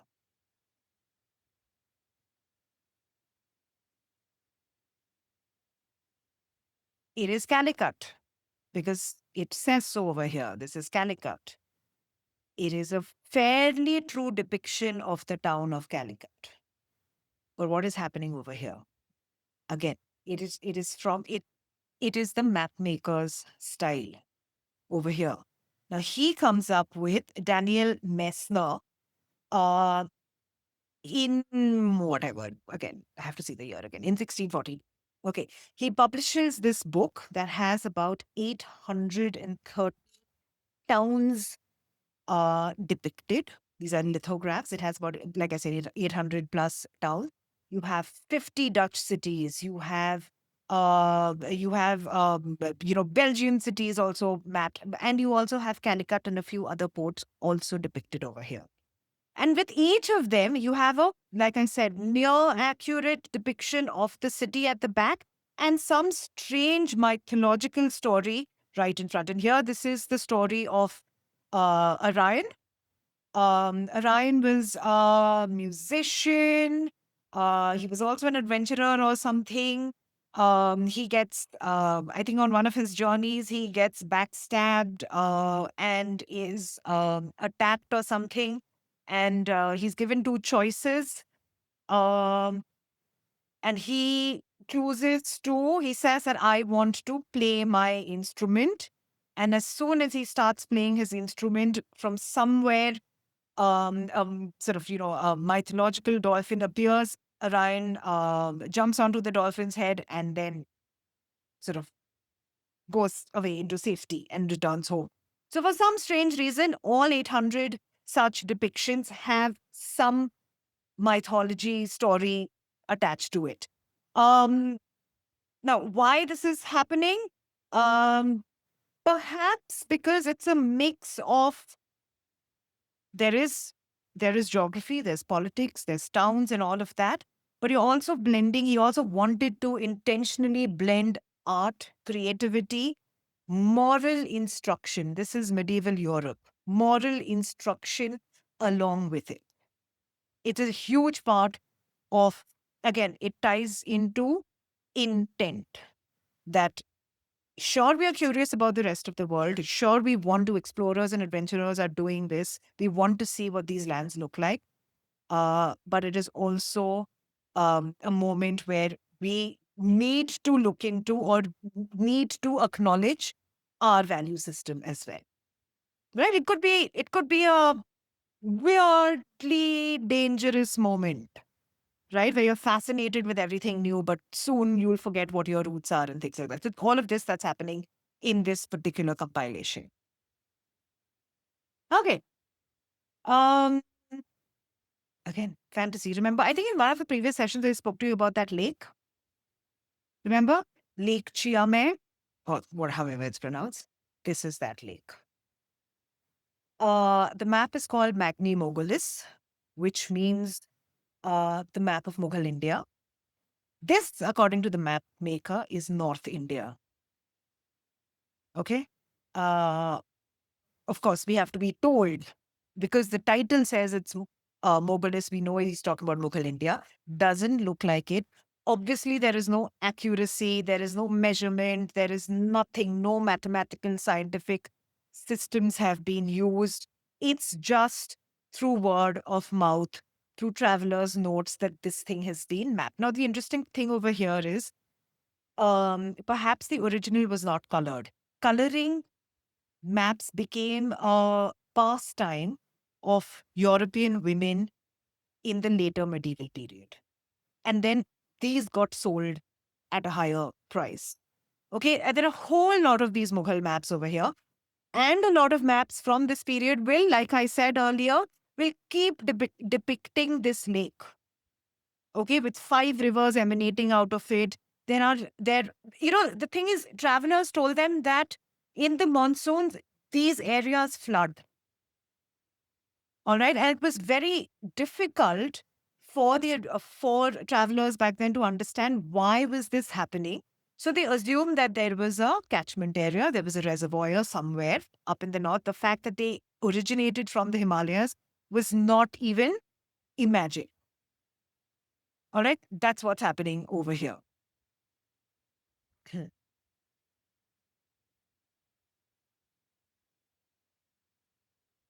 Are you ready for this? Now here I'm going to ask you to tell me what you see, huh? Again, Mughal India, this is not the whole map. I've only taken the relevant parts because, well, it would probably look like this only.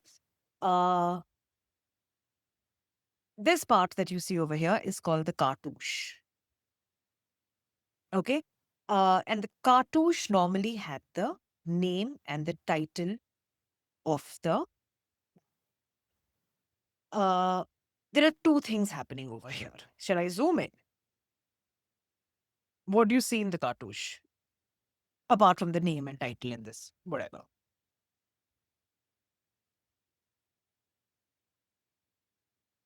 There are like arrows being like someone is Yeah. shooting arrows Shooting arrows where? towards the land. Towards India, towards Gujarat. This was a colonial statement. This was, we're coming for you. We're mapping you, we're coming for you.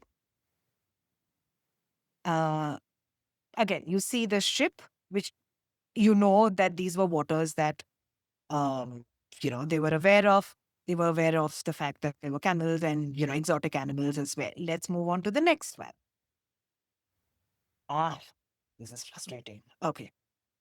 This is great fun. Okay. Asia map, India,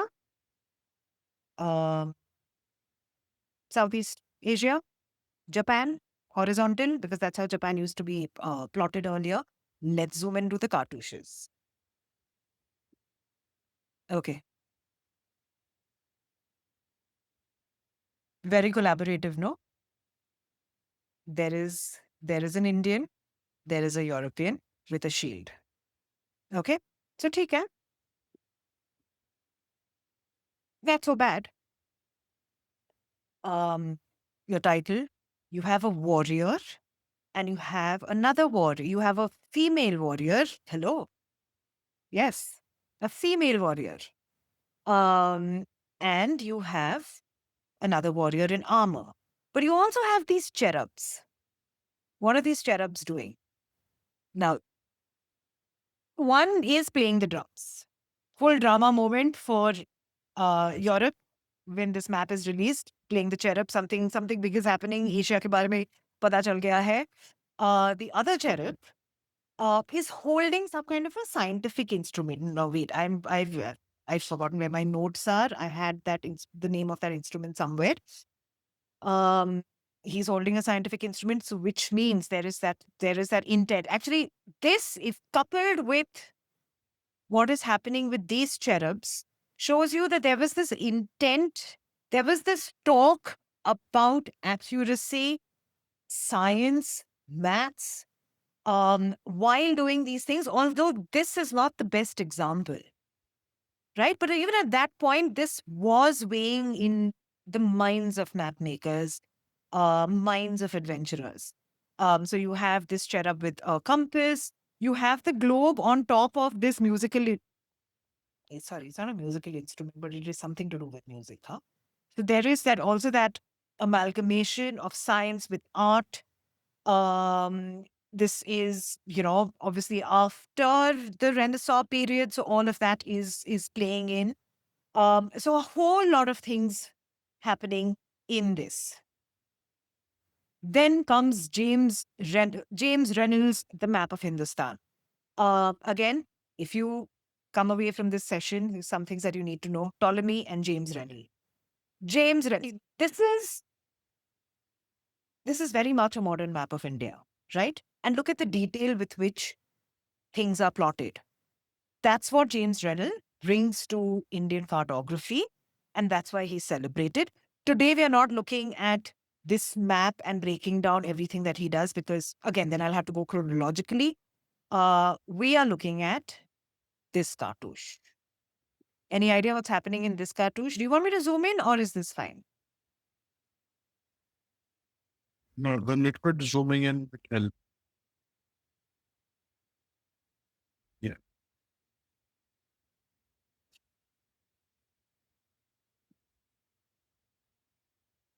Is it something like the Europeans giving enlightenment or some sort of that thing? I'm sorry, with the book. It seems something in that way. They're not giving, they're not giving. I wish they were like that. They're taking. Oh, Okay, so this is Britannia.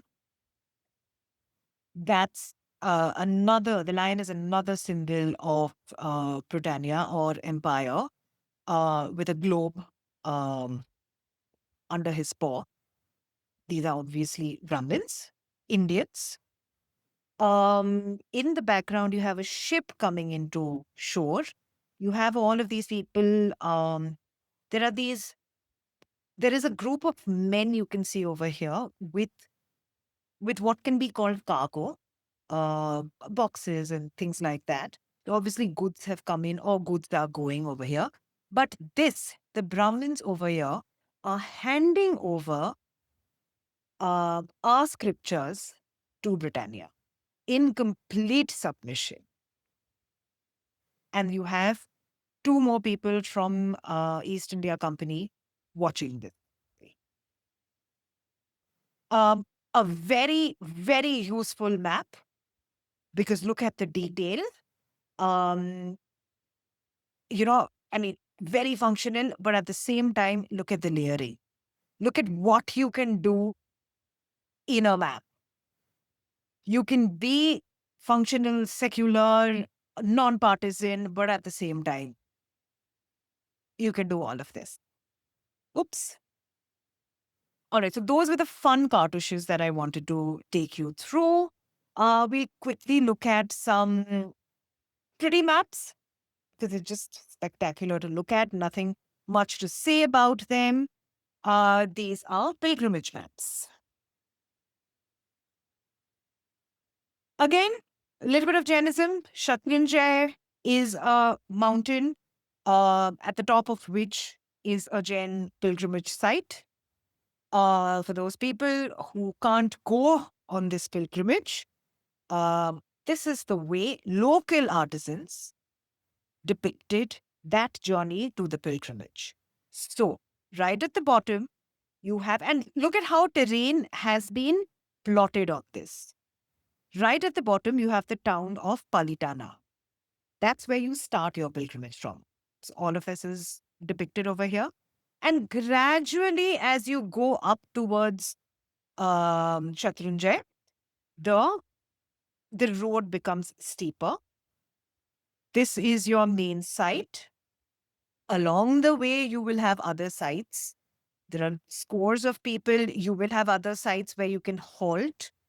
But there is also vegetation and buildings and, smaller places that you can rest, towns along the way that you can go to. You could use this. But these were sort of large, made on cloth sometimes. You could, if you want, use this for navigation. But they were so large, most people believe that this was just sort of used in homes or temples as a devotional tool. I'll show you a few more examples. Again, the blues, the yellows, the reds of, Jain art is just beautiful.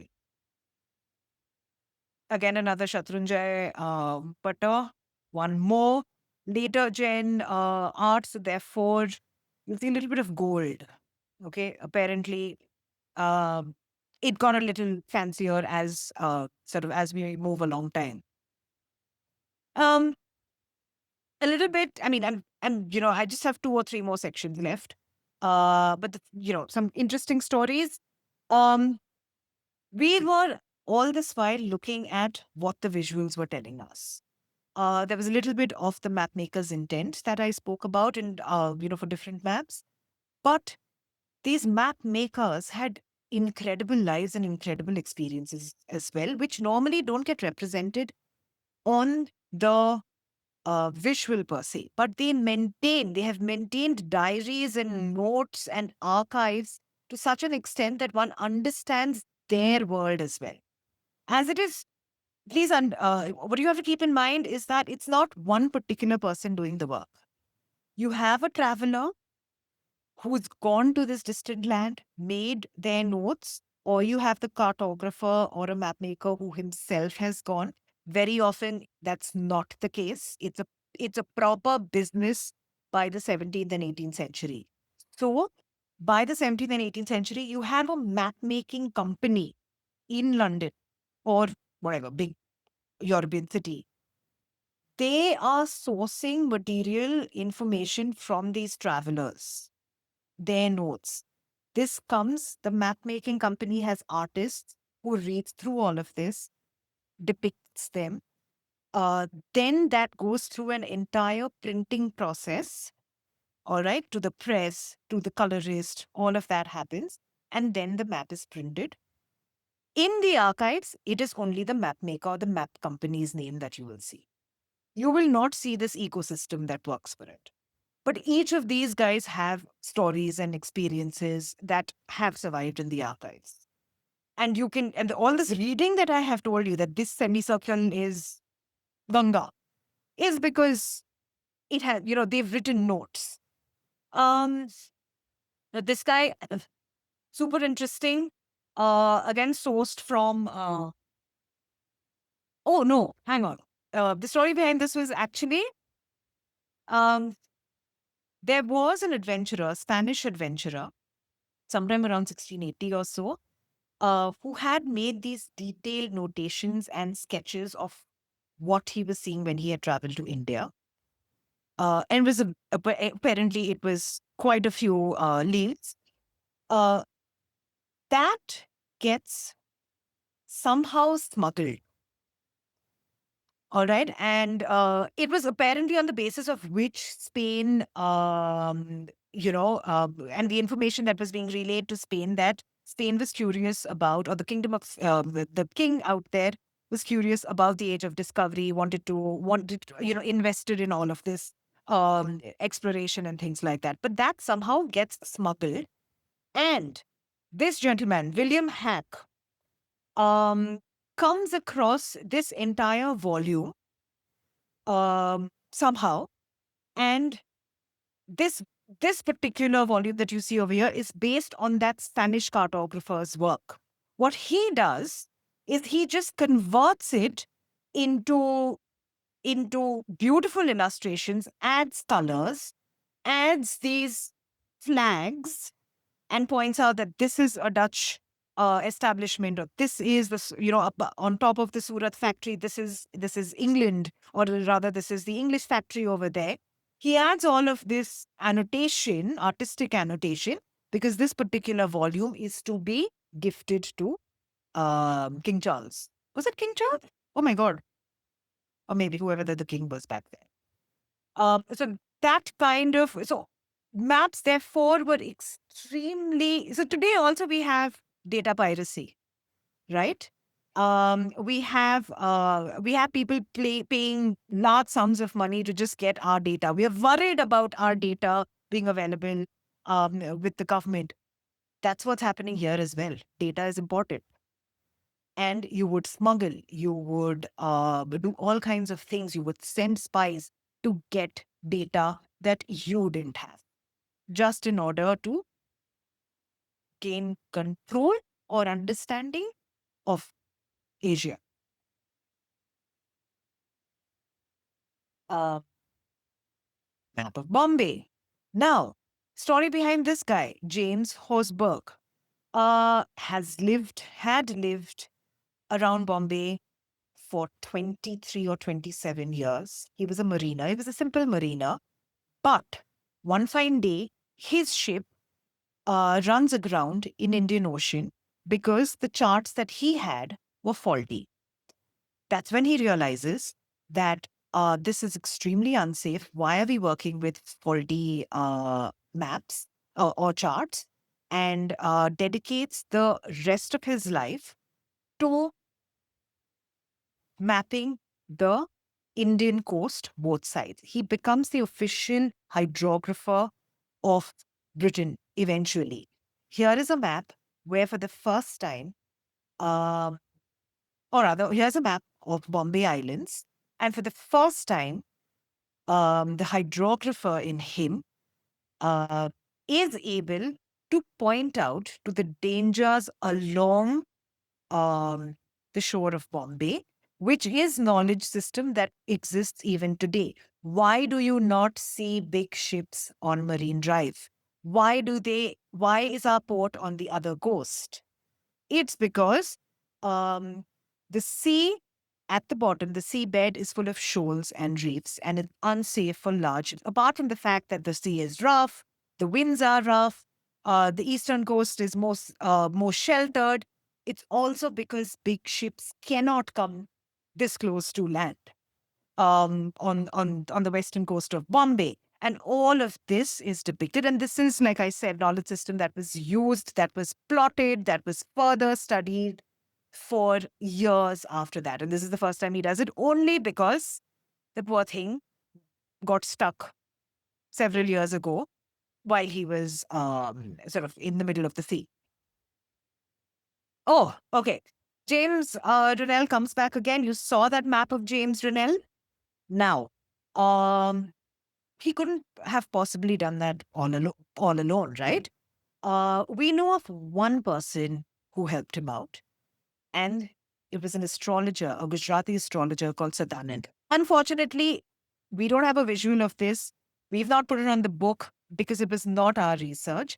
And there is Samira Sheikh or someone whose research I'm borrowing, and she's got a book coming out. She's found these, drawings of Sadanand. Now, Sadanand was a local Brahmin astrologer, which meant that he had information of 400 towns in Gujarat because he had done the kundalis of people from all of these towns. And he had all of those star readings and things like that, and could hand over that that astronomical study to James Ronell in order to plot those 400 towns of Gujarat that you saw. Spectacular. Look out for her book when it's out. Yeah, I don't think there's a video, but it's just the story of Sadanand is really, really interesting. You have another map of Awadh, very simple, right? Very simple. Because it was done by 3 Indian artists. This guy, what is his name? Gentile. Now, Gentile was a French soldier. Somewhere around the 18th century, he realizes the French तो कुछ करने नहीं वाले India में. English पता नहीं कहाँ पहुँच गए. And then he leaves the French army and he knocks on the door of the Nawab of Oudh. And the Nawab of Oudh is like, okay, join my court. And the rest of the time in court, he spends plotting or understanding the land of Awadh. Doesn't do this alone, does it collaboratively, gets 3 Indian artists who do the visualization, and which is why it's a very, very specific school of illustration that you see over here. You see several Indian, sort of thoughts come in. So you have the Ramayana, you have what's that Rath thing that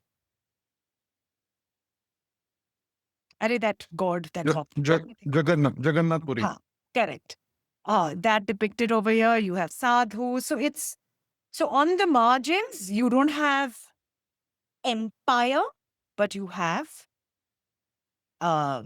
yes, right? You have the Indian ecosystem coming out, and of course it's Awadh.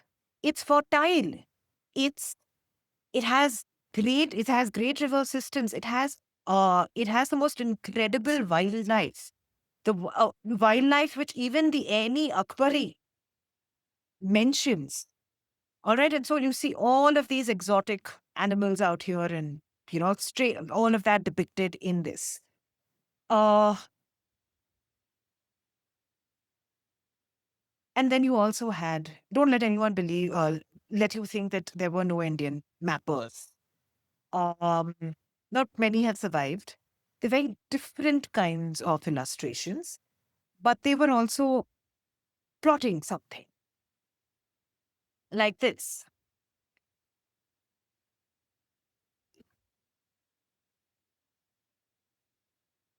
Okay, let me just zoom in a little bit. This is again. I think this was a Persian map, right? No, but I think it's multilingual. I think you see a whole lot of things, right? You have bold strokes over here telling you which way ships are going. You have some temples mapped over here.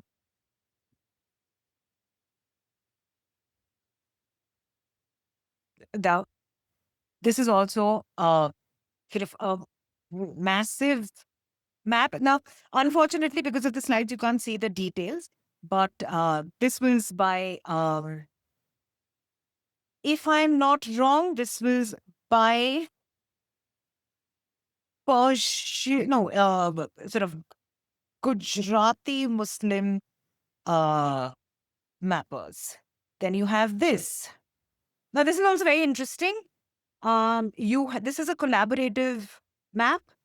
This part over here is done by Joseph. So therefore, the design language over here is very different.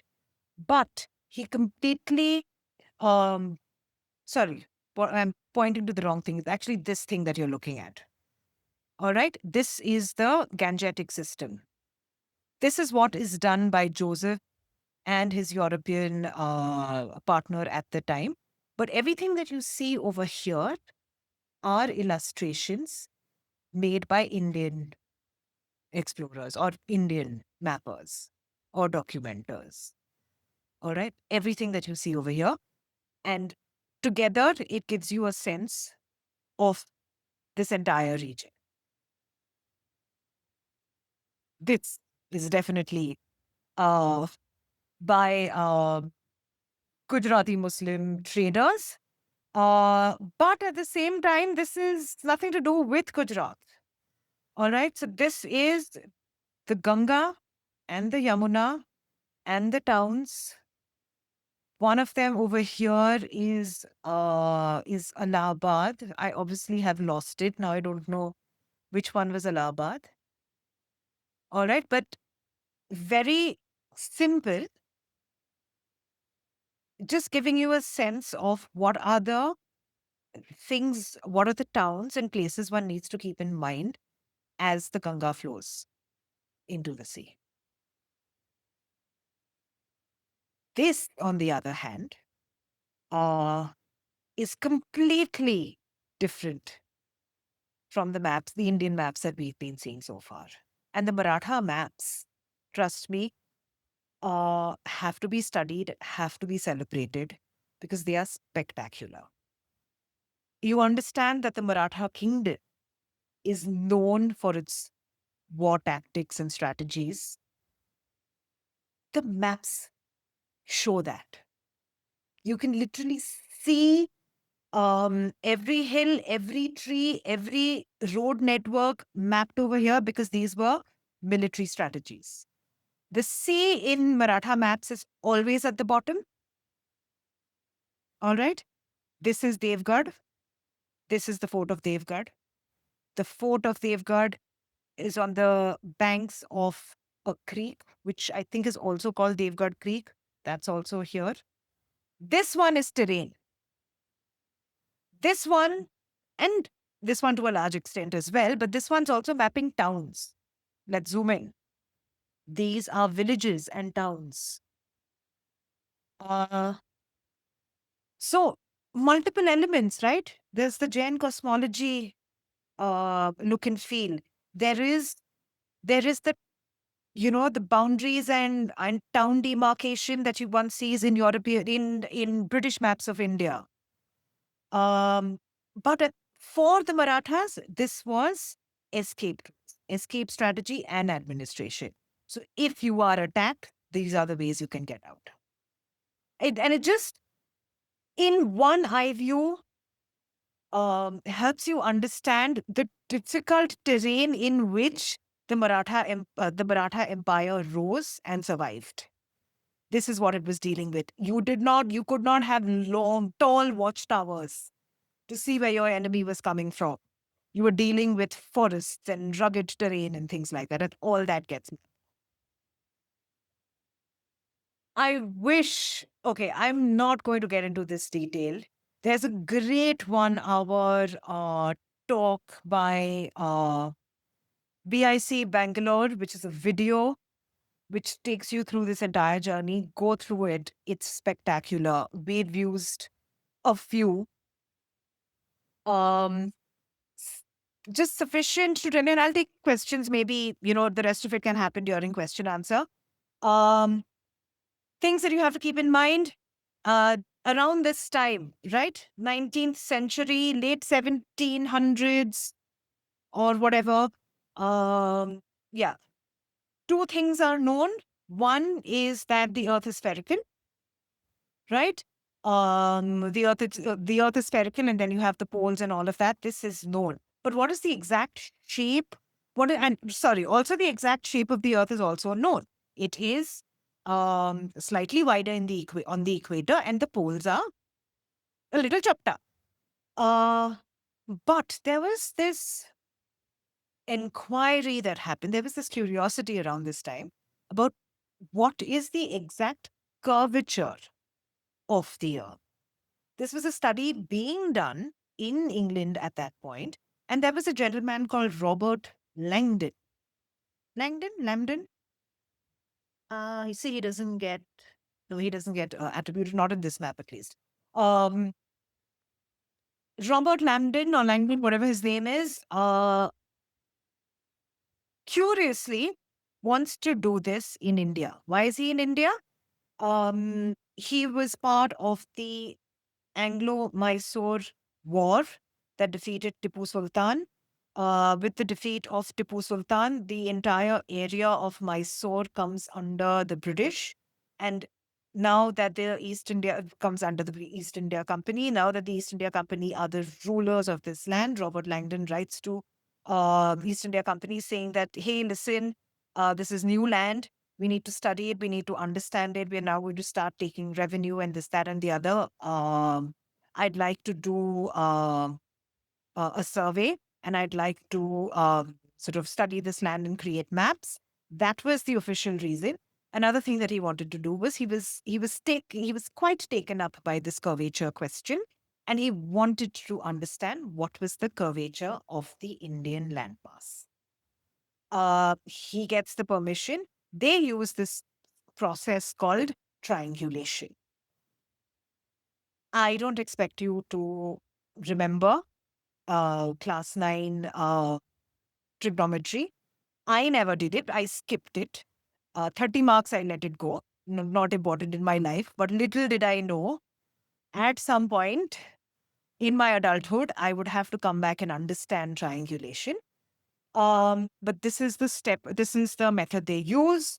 The basic principle of trigonometry is that if you know the angle of 2 points, you can determine the distance of a third point and the angle of that third point, therefore forming a triangle. This whole exercise starts off in Bangalore because, like I said, Mysore, Tipu Sultan, this is just to explain to you what triangulation is. Before I go into that storyline, let's assume this is a baseline they decide. All right. You can measure this. This is a baseline on ground. You can measure the angle here.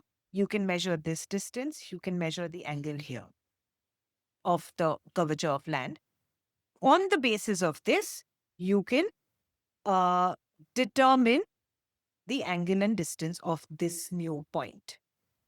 This becomes your baseline. From this, you can do it for another point. Then you can, from this again, you can take this point and do it like this. Okay, a slim triangle. And this way, you keep using your baseline and start plotting sort of distances around your baseline. Then you shift, then you take another baseline. Now, this line over here can become the baseline for a whole lot of sites around it. And that's how you that's the triangulation method, and that's how you start measuring. But this was started out, the first baseline happened in Bangalore. He plotted a few places in Bangalore, got a sense, wrote back to the company. The company said, yay, this sounds great. Go do a little more. Bangalore itself took 2 years. In this time, he got some fancy equipment also that came in. Then he started in Chennai. Why Chennai? Chennai, Bangalore apparently are on the same latitude. That was also something very, very important. He wanted to measure the angle of Earth at every latitude. All right. Bangalore, Chennai, apparently, I've never checked this, but is on this 13-degree latitude. So therefore, he moves to Chennai, and that's how this whole triangulation process starts. Okay. This was the kind of equipment that was used. Now you have to keep something in mind, that the Great Trigonometrical Survey is not called great, because they had nothing better to call it. It was imagine a massive Mughal war party on the move. The party was, at its peak, had 600 people. 600 people. These were European officers. All right, they were surveyors. They were Khalasis. Who were these Khalasis? The Khalasis were the people who were sent to that distant spot to hold either a lamp or to, hold base there. Okay, so the Khalasis walked up to that point. There was heavy equipment like the theodolite. The theodolite was really heavy, 50 kilograms or more.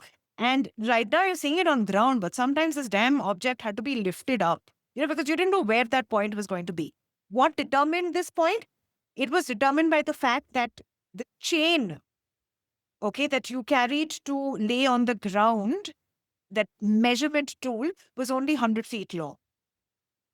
All right, so wherever that 100 feet went, you had to plonk your theodolite there. It could be absolutely anywhere. In this image over here, you can see the shed.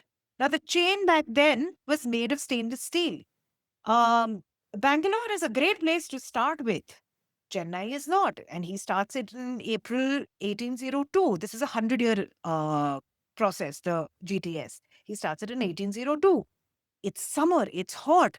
What happens when he goes into North India?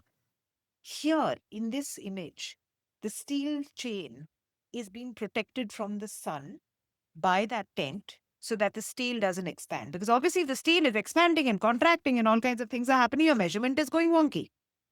All of that. So you had people in the party to do all of this, not just carry your equipment and measure and do the actual survey, but people who would make the tents, people who would make watchtowers, people who would construct watchtowers.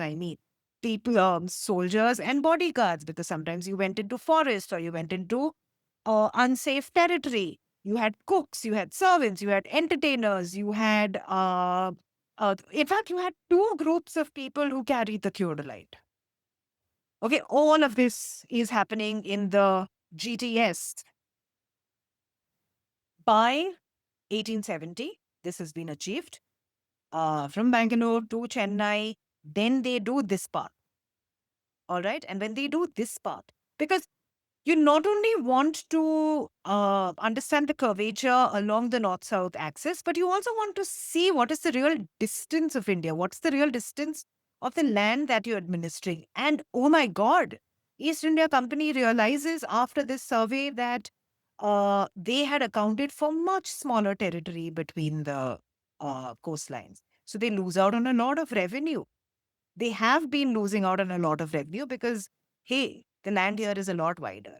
That's when they realize, hey, we need to do this for all of the country. By 1870, this is what they've been able to achieve.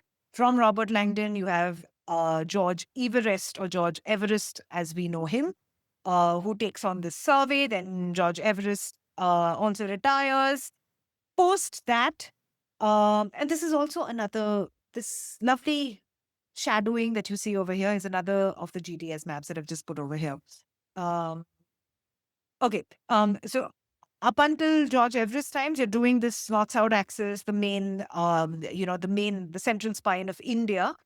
But the next person who comes, who is, I think, Aaron Waugh or something his name is. I'm very fuzzy with details.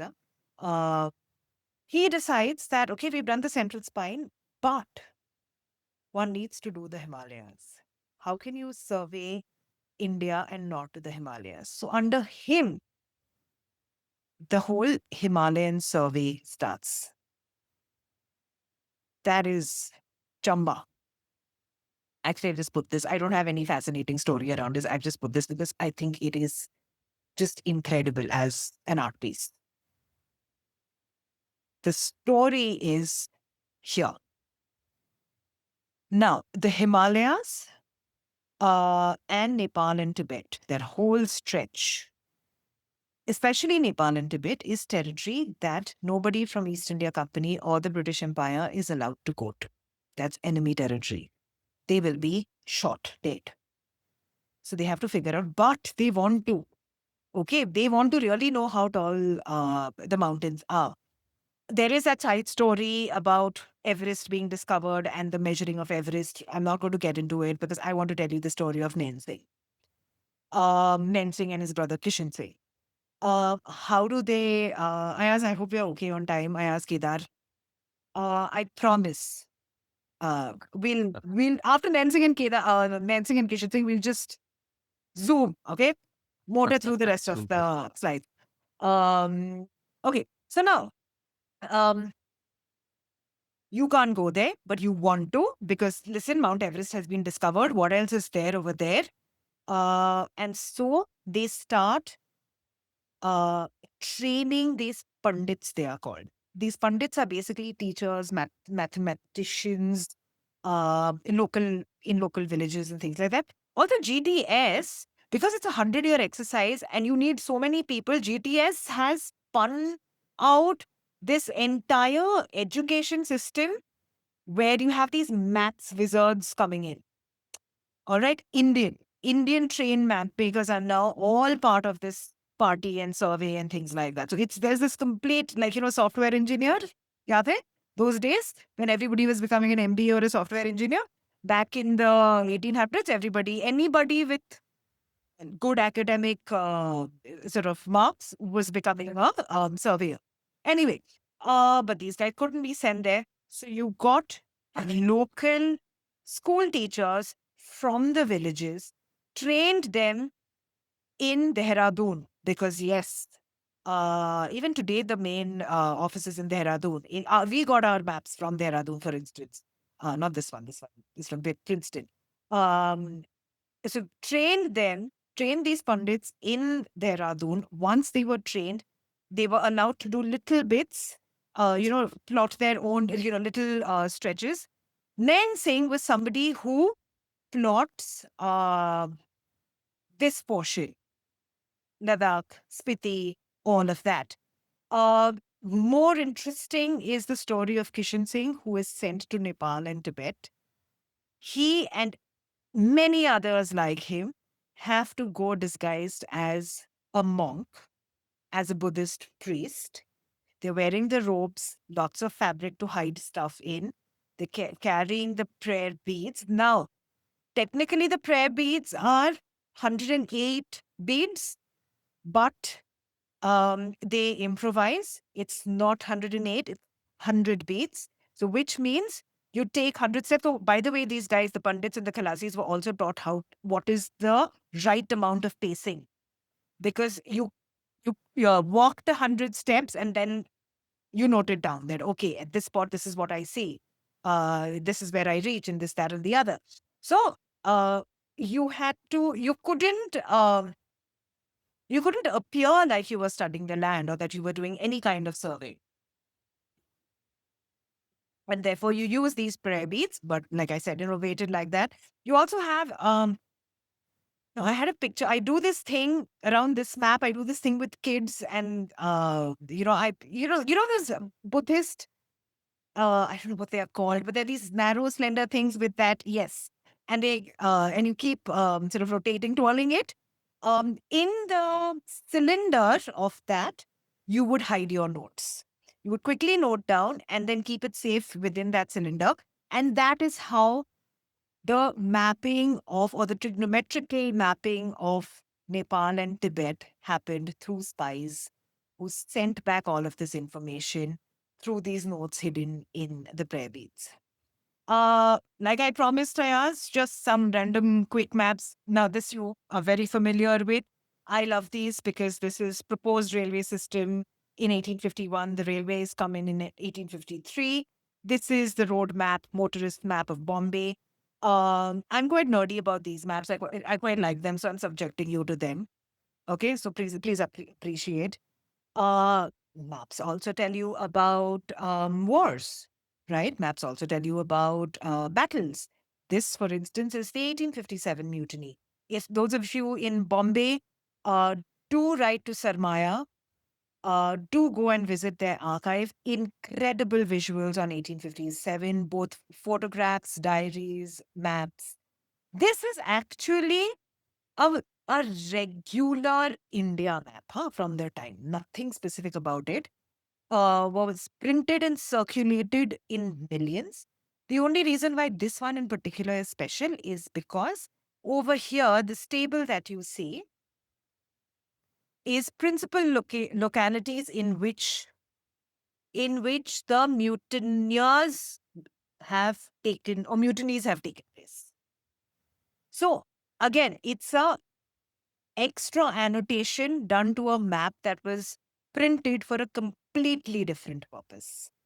This, on the other hand, was a visual depiction of the siege of Delhi, which lasted for months.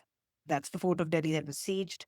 Around here was where the English set up base and um, basically won this particular leg of the revolt. Again, just wow. Just a break for you people. Shahjahanabad. I don't know what the colors are about. The fort is here, but spectacular. Frame it. I have the high-res copies. I can actually frame it. You also have maps for dissemination. We know that this is a map of Calcutta, the city.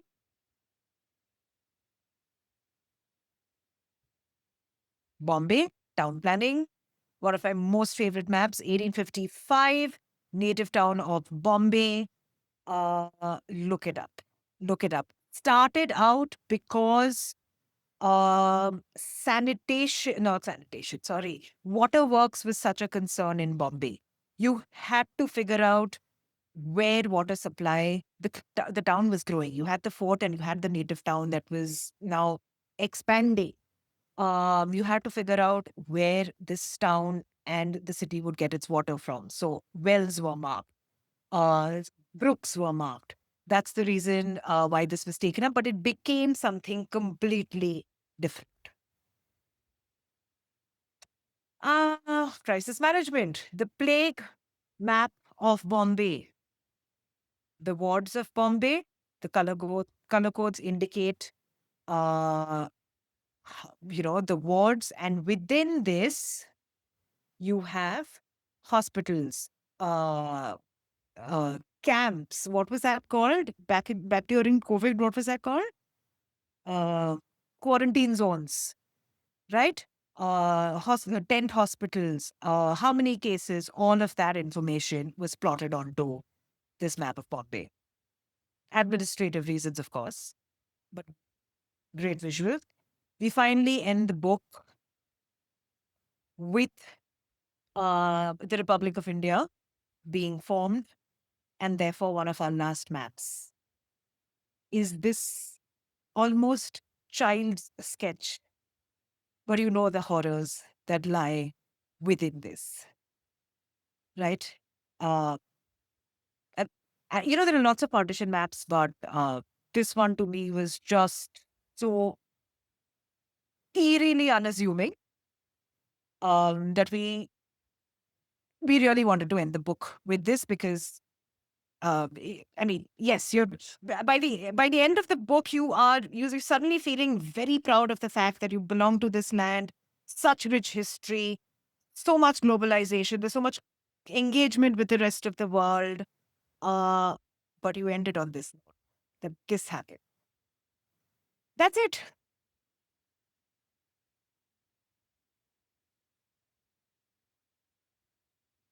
Wow, man. I What did a not tour. take 3 hours. I did 2.5 hours. We have 30 seconds left for Q&A.